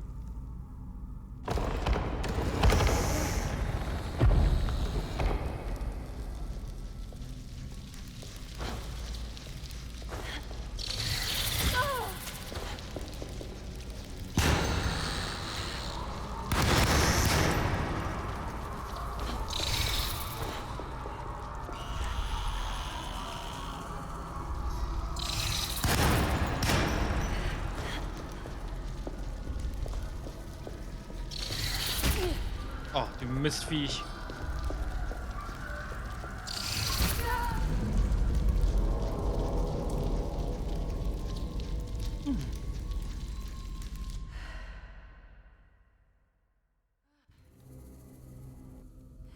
It's the constellation Taurus.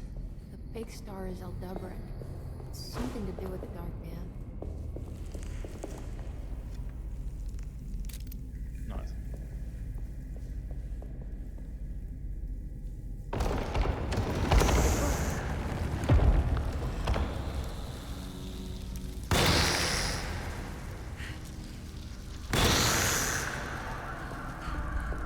Mistviech.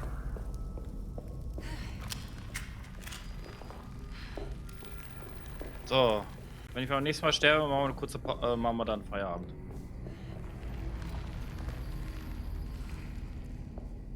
Würde ich gerne mal langsam Feierabend machen. Ich lasse mal Hunger.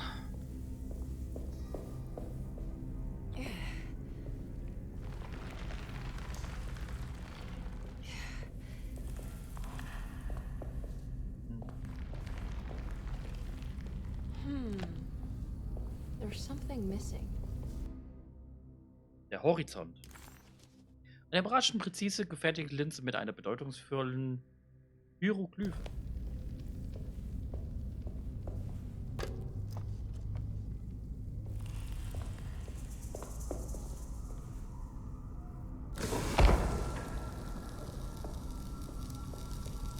I think this one moves. Oh, really?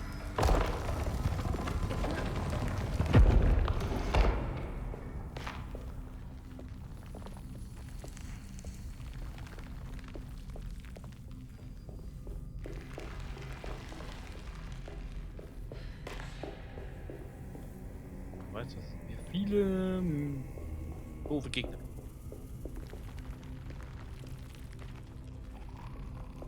Ja.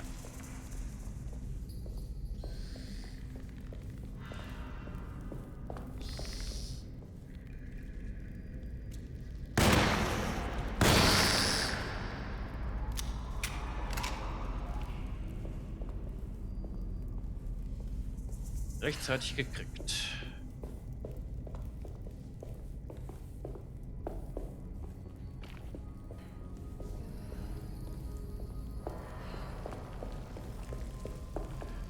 Okay.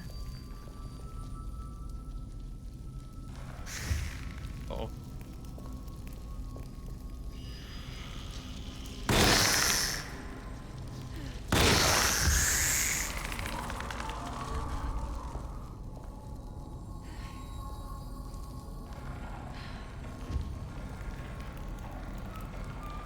Ah, da. It worked. So, weg hier.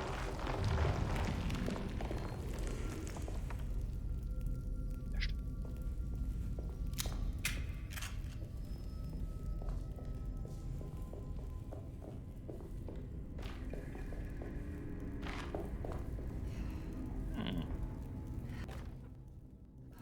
Immer Spitzhacke. Spitz gehackt.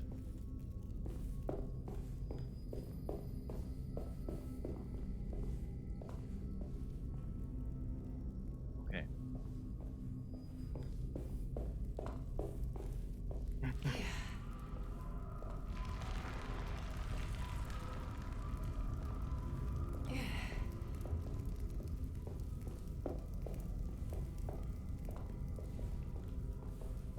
Versuche ein bisschen mehr auf Ausweichen zu gehen.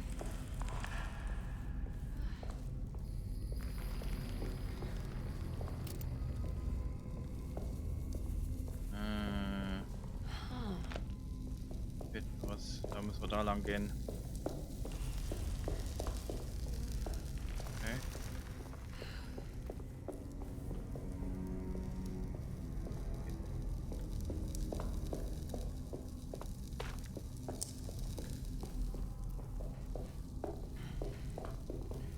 Ugh.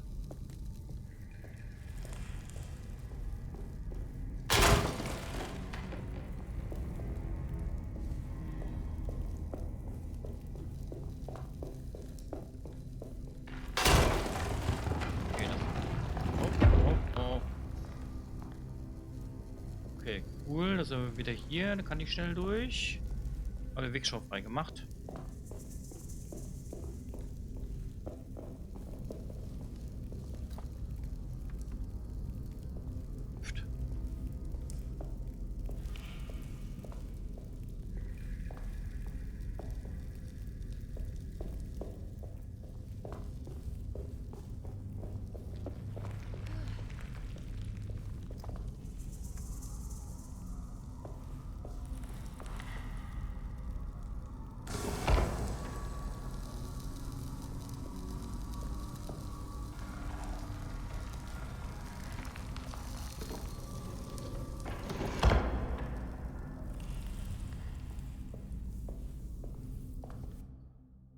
Der Stern in deinen Scheißer trägt.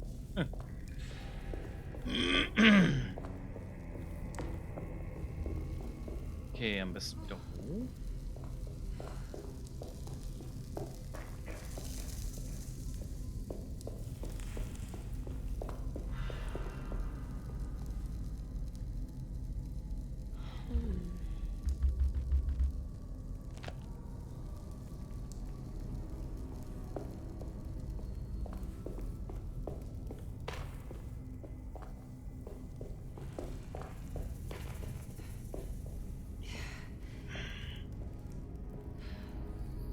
Aber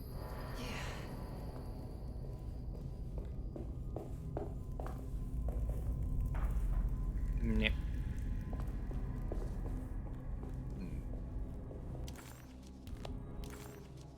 Emily felt a wave of despair as she recognized the temple she had entered. It was where all her dreams eventually led her, like roads to Rome. Ach, das hatten wir schon. Das hatten wir schon.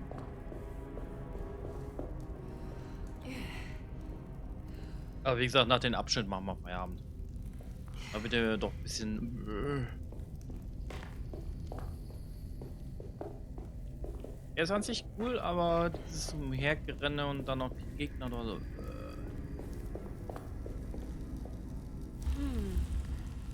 Passt nicht.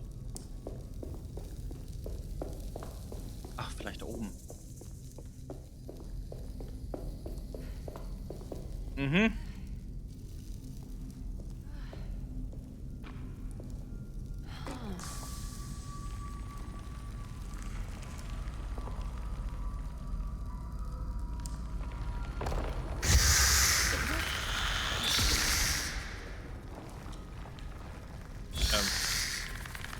Toll.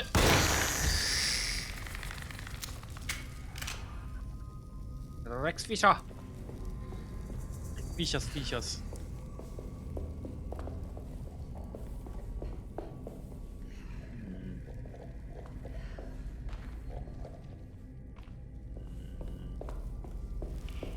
Da will ich nicht runter.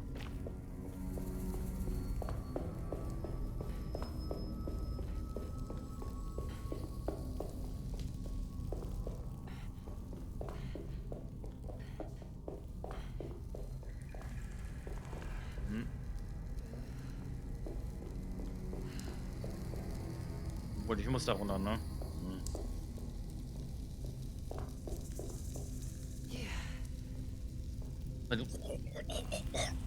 Viechers vorbei. Da versuche ich mal durchzurennen.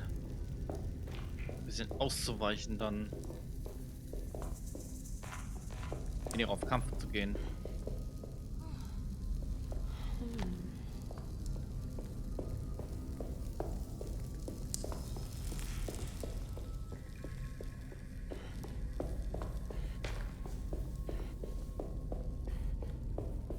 Ja, durch.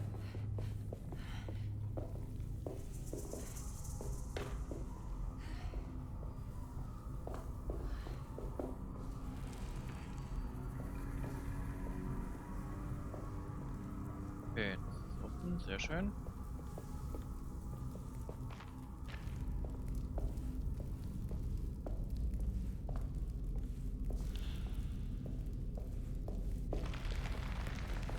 So.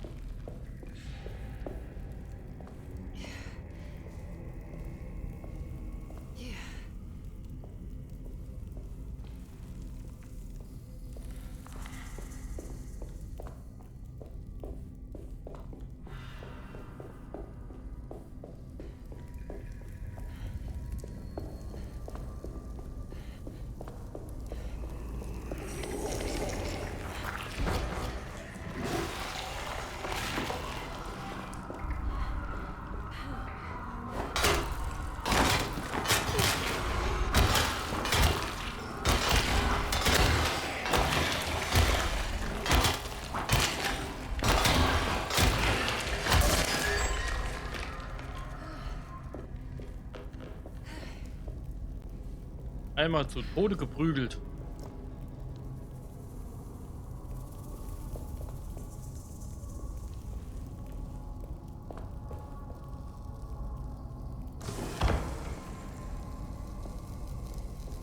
Okay,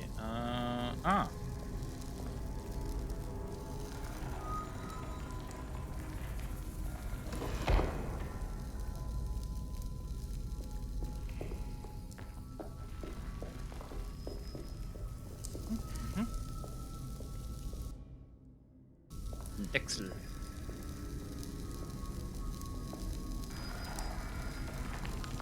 Tada!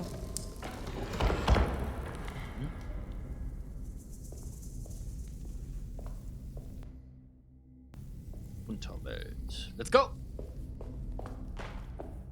Muss oben eingesetzt werden.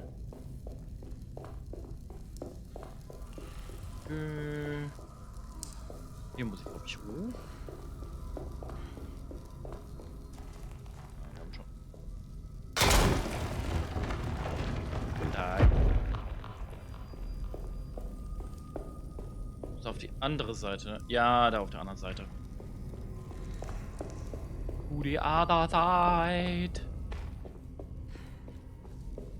I have to flew.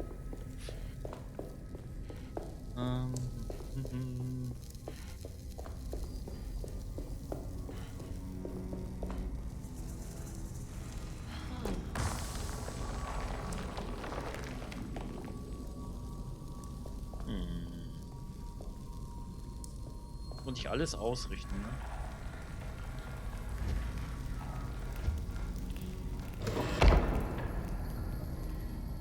Nice. So, wieder zurück. Den oberen ausrichten. Dann müssen wir raus hier.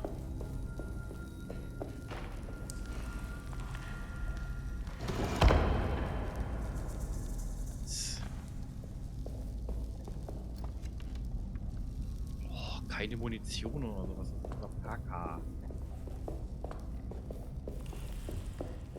Kaka Boronzi. Warte mal.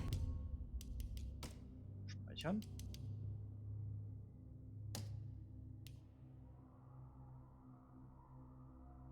Sehr schön.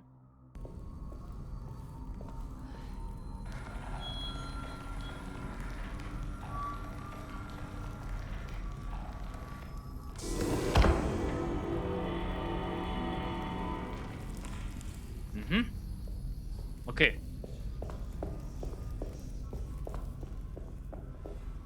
Ah, falsche Richtung. Richtige Richtung. Ich weiß es halbwegs noch. Halbwegs.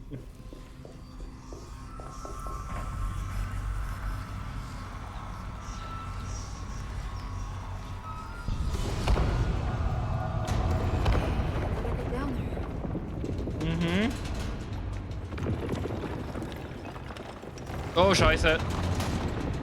Lauf!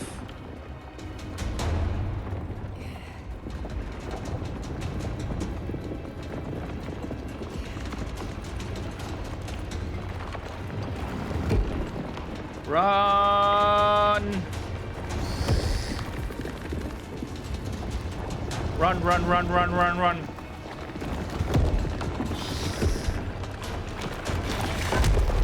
Scheiße. Falsche Richtung.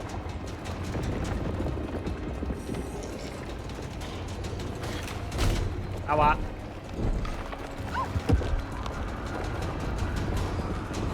Da. Ja, deswegen. Bisschen Stoff.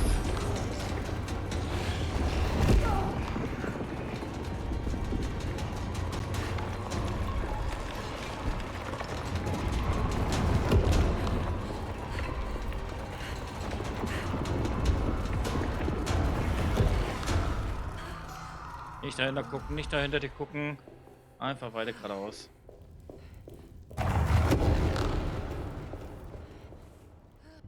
Holy shit!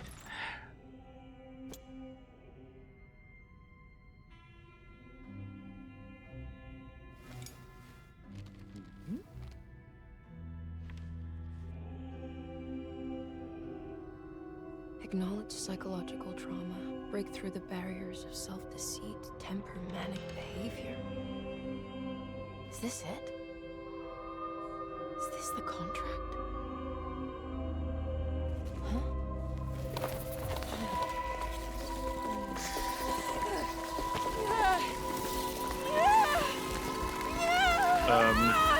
Help.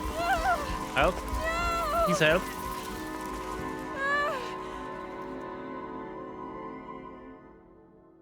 Please help. Kapitel 4.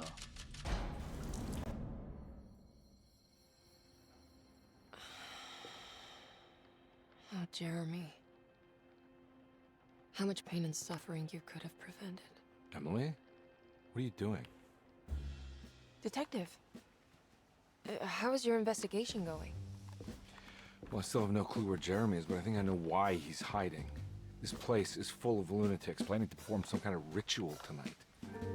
Well, that sounds ridiculous. Or rather would have just a day ago. It gets worse. I have reason to believe they killed anyone who didn't want to go along with the plan. Detective, have you encountered any monsters tonight? I just told you, I think they killed people. Beauregard, the author, Perosi, the singer, Mr. Waits, the clerk, Mr. Chance, the gardener, they're all missing. No, I mean, have you fired your gun tonight? Of course not. They wouldn't just kill outsiders like that. It would bring too much attention. But you should keep your eyes open. So you haven't seen anything strange? Been anywhere else? What are you trying to tell me, Emily? Are you in some kind of danger? Mm-hmm.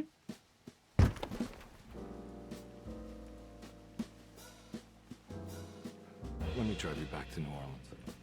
I think I have enough. You know, at least get the police to take a look at this case. No, I'm fine. Thank you, Detective. I'll find your uncle, Miss Harwood. Just stay out of trouble. Mhm.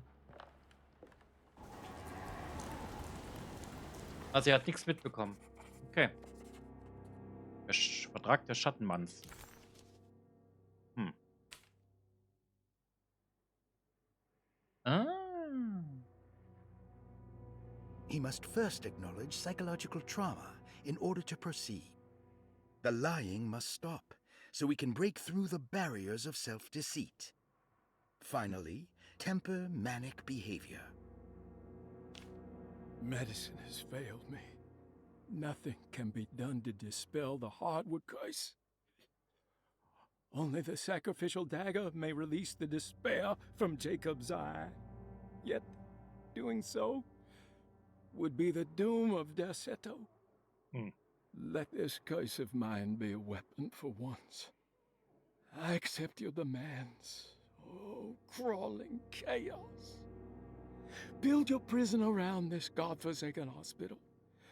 When evil has been starved, I will stay buried forever. Huh. Okay.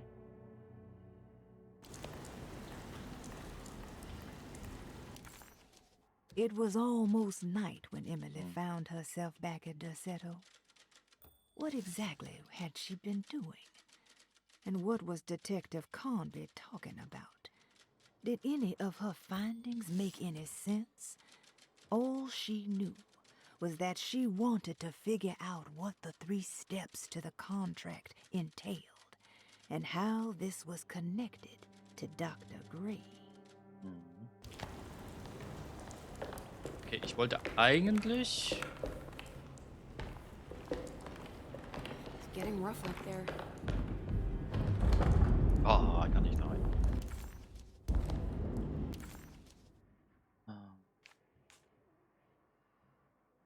Grace Wohnung. Ja, da müssen wir noch hin. Okay. Aber warte mal, da ist sowas.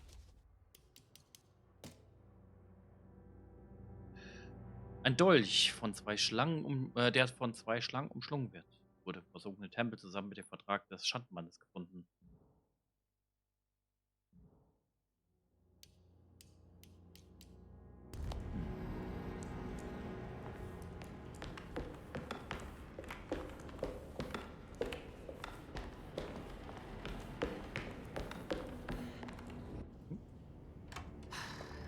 can just get rid of Jeremy, everything will go back to normal.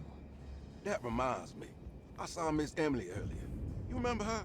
You know she's Jeremy's niece. She's looking for him. That's right. She's helping us, in her own way. As long as she don't stand in the way of the mother of 1,000 young. I don't think she knows or cares about that. She just here for Jeremy. I've been more worried about that Detective Carmen fella. He been snooping around asking all kinds of questions. God, it hurts. I wish you would stop doing that. Gives me the heebie-jeebies. Heebie-jeebies. Heebie-jeebies. The orderlies, Baptiste and Lottie, were back at Derceto as well, like pieces of Emily's past haunting her. She couldn't figure out if they were on her side or not. And what was Lottie suffering from? Okay, wir suchen mal einen Weg ins Dr. Grace zurückzukommen. Gray. Entschuldigung. Ah.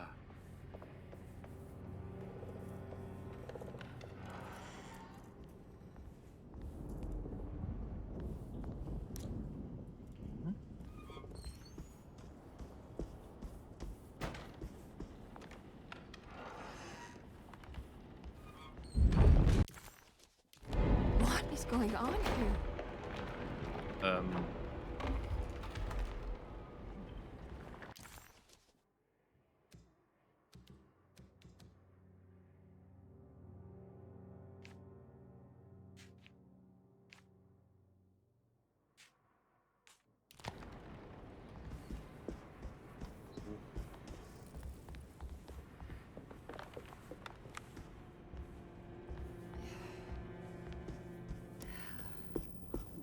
I think Dr. Gray is in there.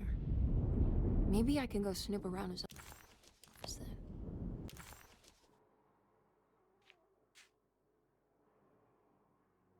then. Okay, ich muss dann zurück zur Galerie irgendwie.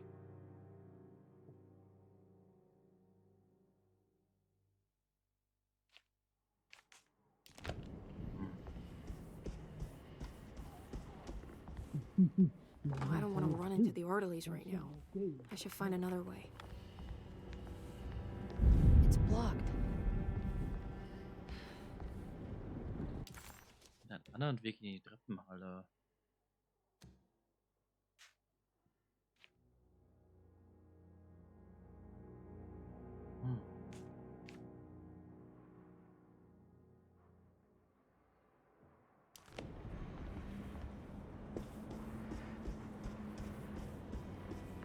It's blocked.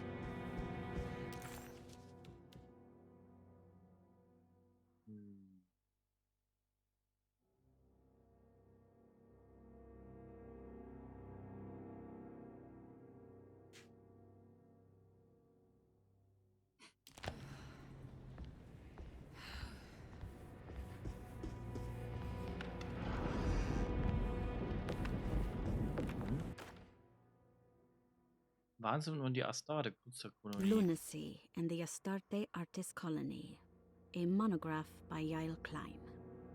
In early 1909, the old Derceto plantation outside of New Orleans was turned into an artist's colony. 3 famous European artists rented the house and the surrounding land from the owner, the Ledoux family. The colony was chiefly run by Sebastian Cortez, who was playfully dubbed the captain by his collaborators, William Arges and Heinrich Kassel. The colony existed for 6 years, until one day all 12 members disappeared without a trace. It is widely believed that their disappearance is connected to the disastrous hurricane that passed through on September 29, 1915, but nothing truly supports this claim. What is known is their frequent participation in New Orleans nightlife, their love for hosting parties, and their elaborate contributions to the Mardi Gras parades as the Pirates of Pontchartrain.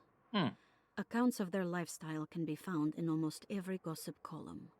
It can effectively be summed up as carefree and bohemian.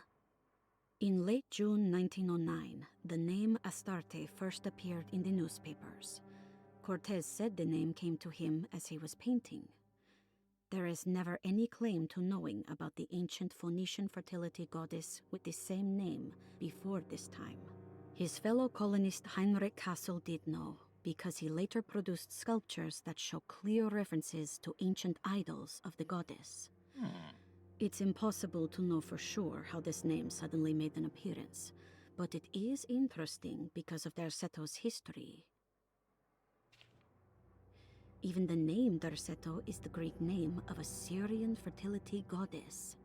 In the case of naming the plantation, Derceto was certainly not an accident. We know that Elijah Pickford intended to build a temple for his cult, for he had distributed pamphlets 2 years prior to the purchase of the land, advertising his intentions. His followers were estimated to be almost 100 men and women, mostly sailors, Maroons, and Cajuns, when the plantation was built. To outsiders, Derceto registered as an ordinary slave plantation, which enabled Pickford and his flock to remain hidden for decades. The official story is that the cult lasted until 1862, when the Union Army came and burned down the plantation and scattered all who lived there. Following the Civil War, new people started to congregate in the ruins of Derceto to invent a new fertility goddess, the Shub-Niggurath. As much as Derceto is a particular name to have heard of, it's not entirely uncommon among the learned. Astarte is equally known and could have been subconsciously chosen by well-read artists. Shub-Niggurath is, on the other hand, very uncommon. Almost impossible that anyone in Louisiana would have heard that name. The name is referenced only in rare books like Unaussprechlichen Kulten and the Necronomicon, and is believed to be a bastardization of Arabic words meaning pertaining to the dark young. The few paragraphs printed on the goddess are so upsetting that no one in their right mind would want to build a religion resting on such qualities.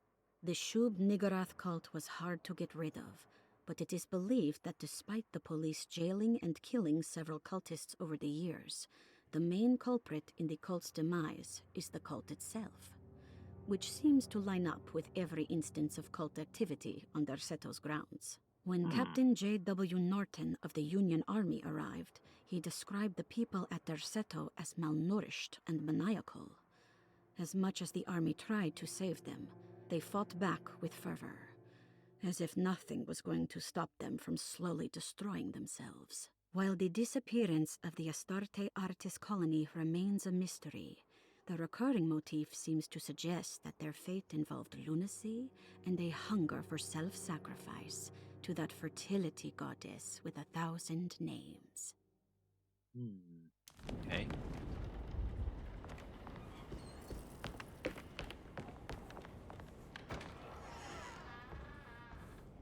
Kann ich ja durch?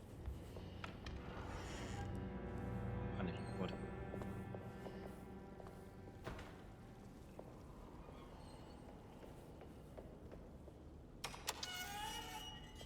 Cool.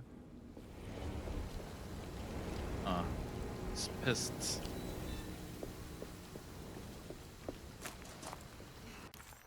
Na?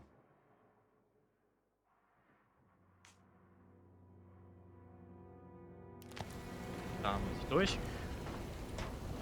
Komme ich aus dem Treppenhaus?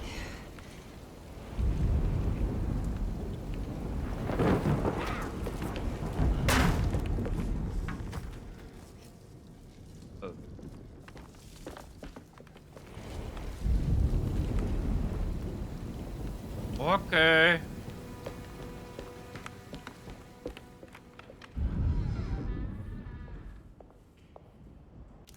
So, wie muss ich jetzt hoch? Eins hoch war das, ne?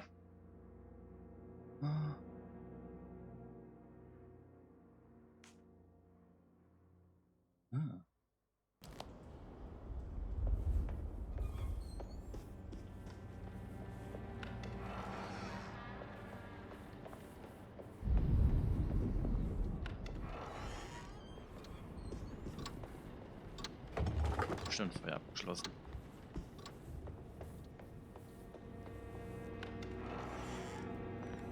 Mr. Waits must have had a spare key to Dr. I need the key.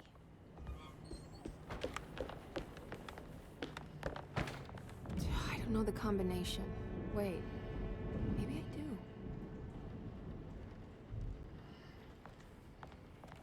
Inwiefern?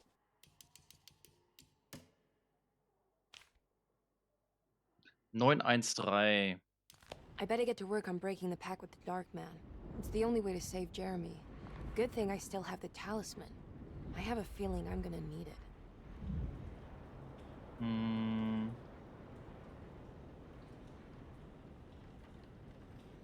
9 war das, ne? 9. 1. 3. It worked. Da stand es. Gut. That's a crazy roll. Oh. The last guest in the empty room suffered from severe maladaptation. I must write this down, because if I understand the condition sufficiently, it could make me deny this fact at a later date. And there is reason for me to think I may come to suffer the consequences from this dysfunction, as some who came in contact with the guest seemed to adopt a new worldview in which everything was predetermined but broken. Upon accepting this worldview, some memories became unmanageable and later rejected. I do not know what this means. I cannot even remember the fate of the guest. I think they were simply misplaced one day and forgotten. Just like all documents pertaining to this guest, they have all been destroyed, or they never existed in the first place. Who wrote this? There has never been a guest in the empty room.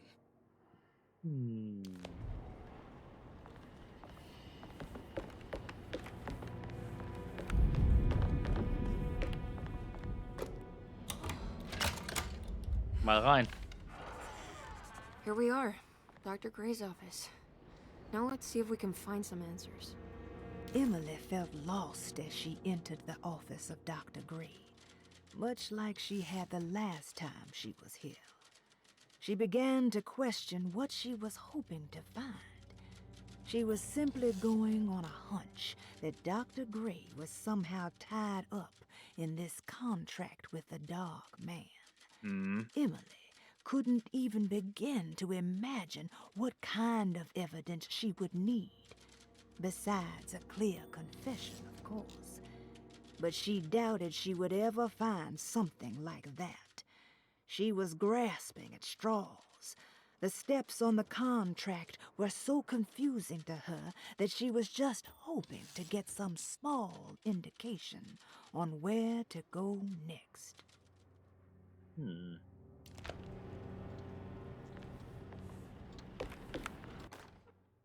Cassandras Besitztümer. I have finished tidying up Miss Beauregard's belongings. I will leave it to you to contact her agent and have them collect her things. I found one of Grace's drawings she might want back, along with this key in her room, which I believe you've been looking for, Mrs. Thompson. Ah. Eine Schlüssel in Form des Landes Frankreich.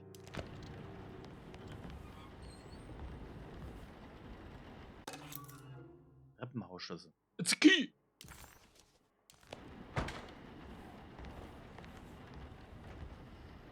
Was haben wir denn hier? Jeremys Behandlung. Dearest Dr. Manzetti, I find myself in a losing battle with my patient. As I've disclosed in my previous letter, his delusions have him completely captured. It's bad enough that he is torturing himself with paranoia, but his madness turns out to be quite persuasive to others, effectively laying the ground for mass delusion. I am writing to you in hope that you can give me some guidance. Beyond my ambition to avoid devastating surgery on my patient, I have grown worried about my own defenses. The words of my patient are deranged, yet they often resonate with something primitive within me. I have tried photographing his brain with X-rays.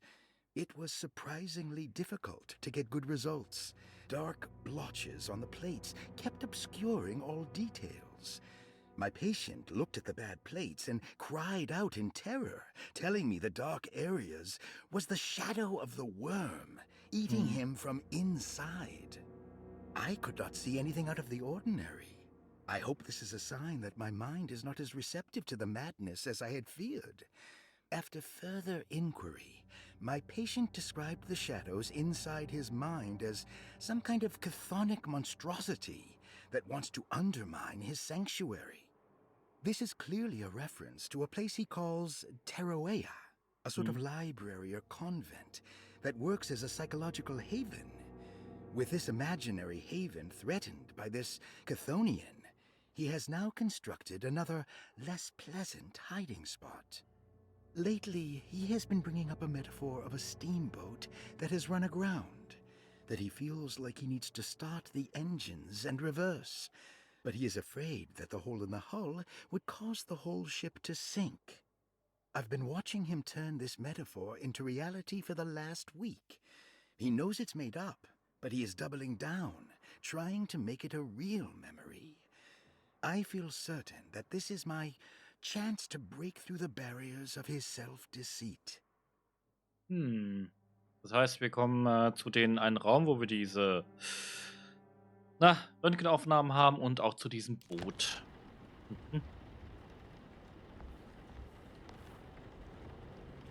Stand da? So im Krankenzimmer nach Jeremys Ding. Okay. Aber ich würde sagen, wir würden das. Da kommen wir noch dazu. This can't be.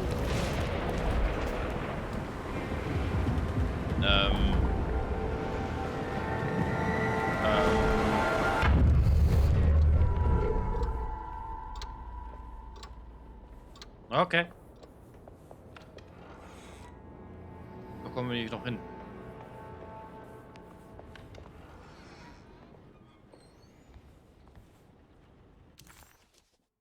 Cassandras Raum.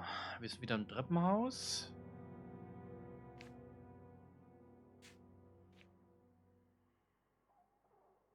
Ja.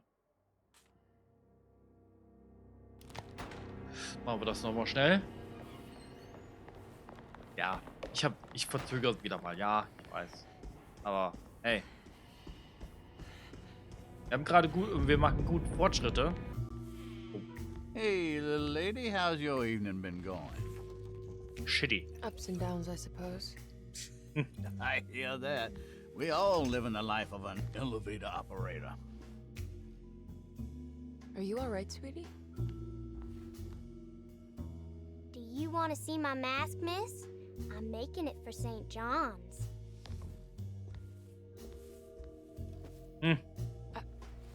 How did you... Is that supposed to be my... Ow! Huh? You should learn your place, little girl. Why are you acting this way? What did I ever do to you?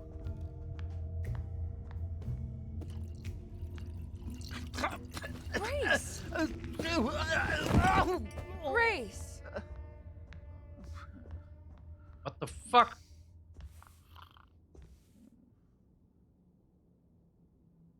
Steh weiter! Was zum Teufel? The mask had reminded Emily of her father.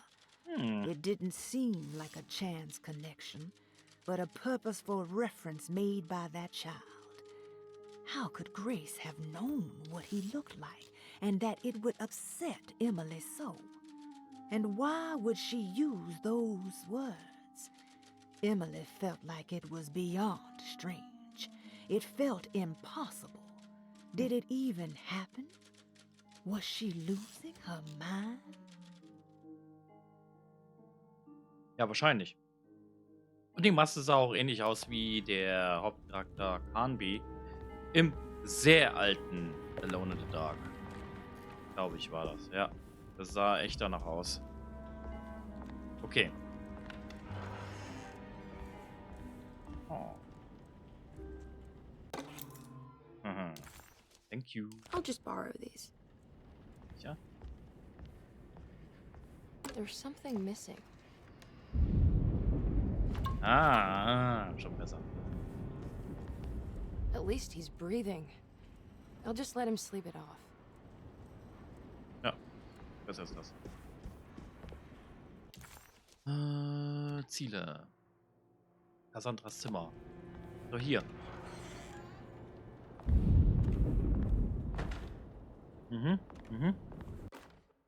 Cassandras letzte Seite. Jeremy knew that the only one who could help him now was the guest in room number 3. The room seemed to have been empty for so long. Haben wir doch schon. But that wasn't allowed to be true. The story needed to be different, to include something from the outside. He would bring the guest back to room 3 and show them what was in that safe. 913. But those were not the right numbers. That was the combination for the safe in the clerk's office. Haben wir doch schon längst. Mit den leeren Raum an.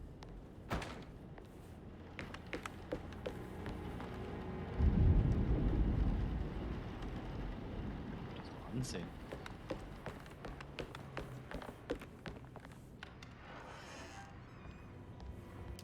Der Raum. Da.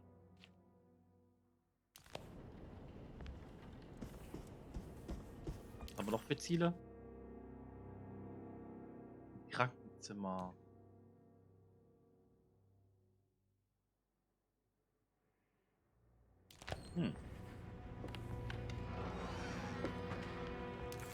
Warte mal.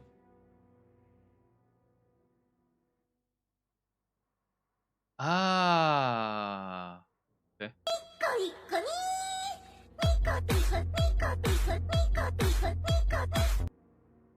Hallo Niki.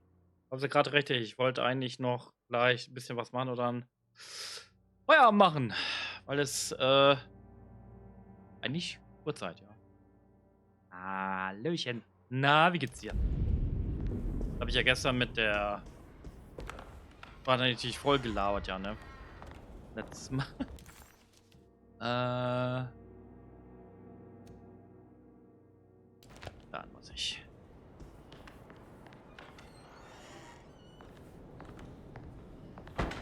Okay. Yeah.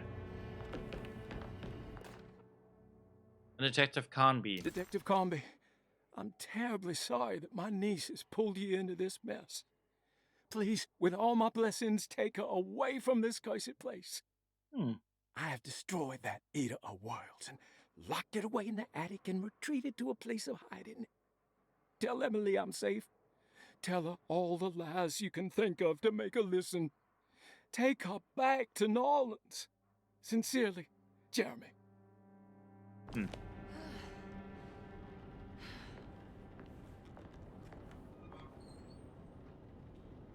Da habe ich doch gar nicht angehört. Bin eingeschlafen, hatte heute noch keine Zeit. Möchte am Stream. Ja. Ist auch völlig in Ordnung. Krankenzimmer. Krankenzimmer.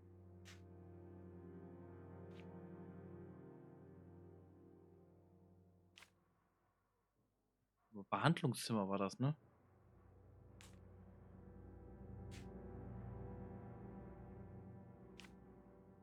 Nicht nur eins runter und dann Handlung. Ja.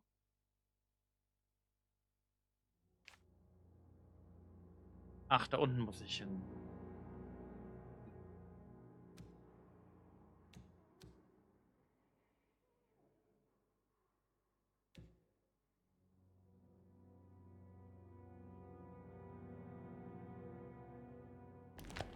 Würde ich sagen, wir speichern mal und machen das nächstes Mal weiter. So. Zack. So. Dann werden wir nächstes Mal die Röntgenaufnahmen gucken. Und dann vielleicht die letzte Runde machen für Emily. Und haben dann das Spiel auch, glaube ich, eventuell schon durch. Mal gucken, wie wir durchkommen beim nächsten Mal. Auf YouTube bedanke ich mich jedenfalls fürs Zuschauen. Lasst gerne ein Like da, auch ein Abo da. Auf YouTube passt ja nichts. Kommt doch gerne auch gerne auf meinen Twitch-Kanal vorbei. Der ist in der Videobeschreibung mit drin. Ich bin aber überlegen, ob ich die Streamtage mal anders mache. Aber das kündige ich auch noch wie immer an auf den Social-Kanälen. Die sind natürlich in der Kanalbeschreibung auch verlinkt. Könnt ihr gerne auch mir ein Follow da lassen. Genau. So, ich wünsche euch was. Macht es gut und bis demnächst. Tschüss. Nee.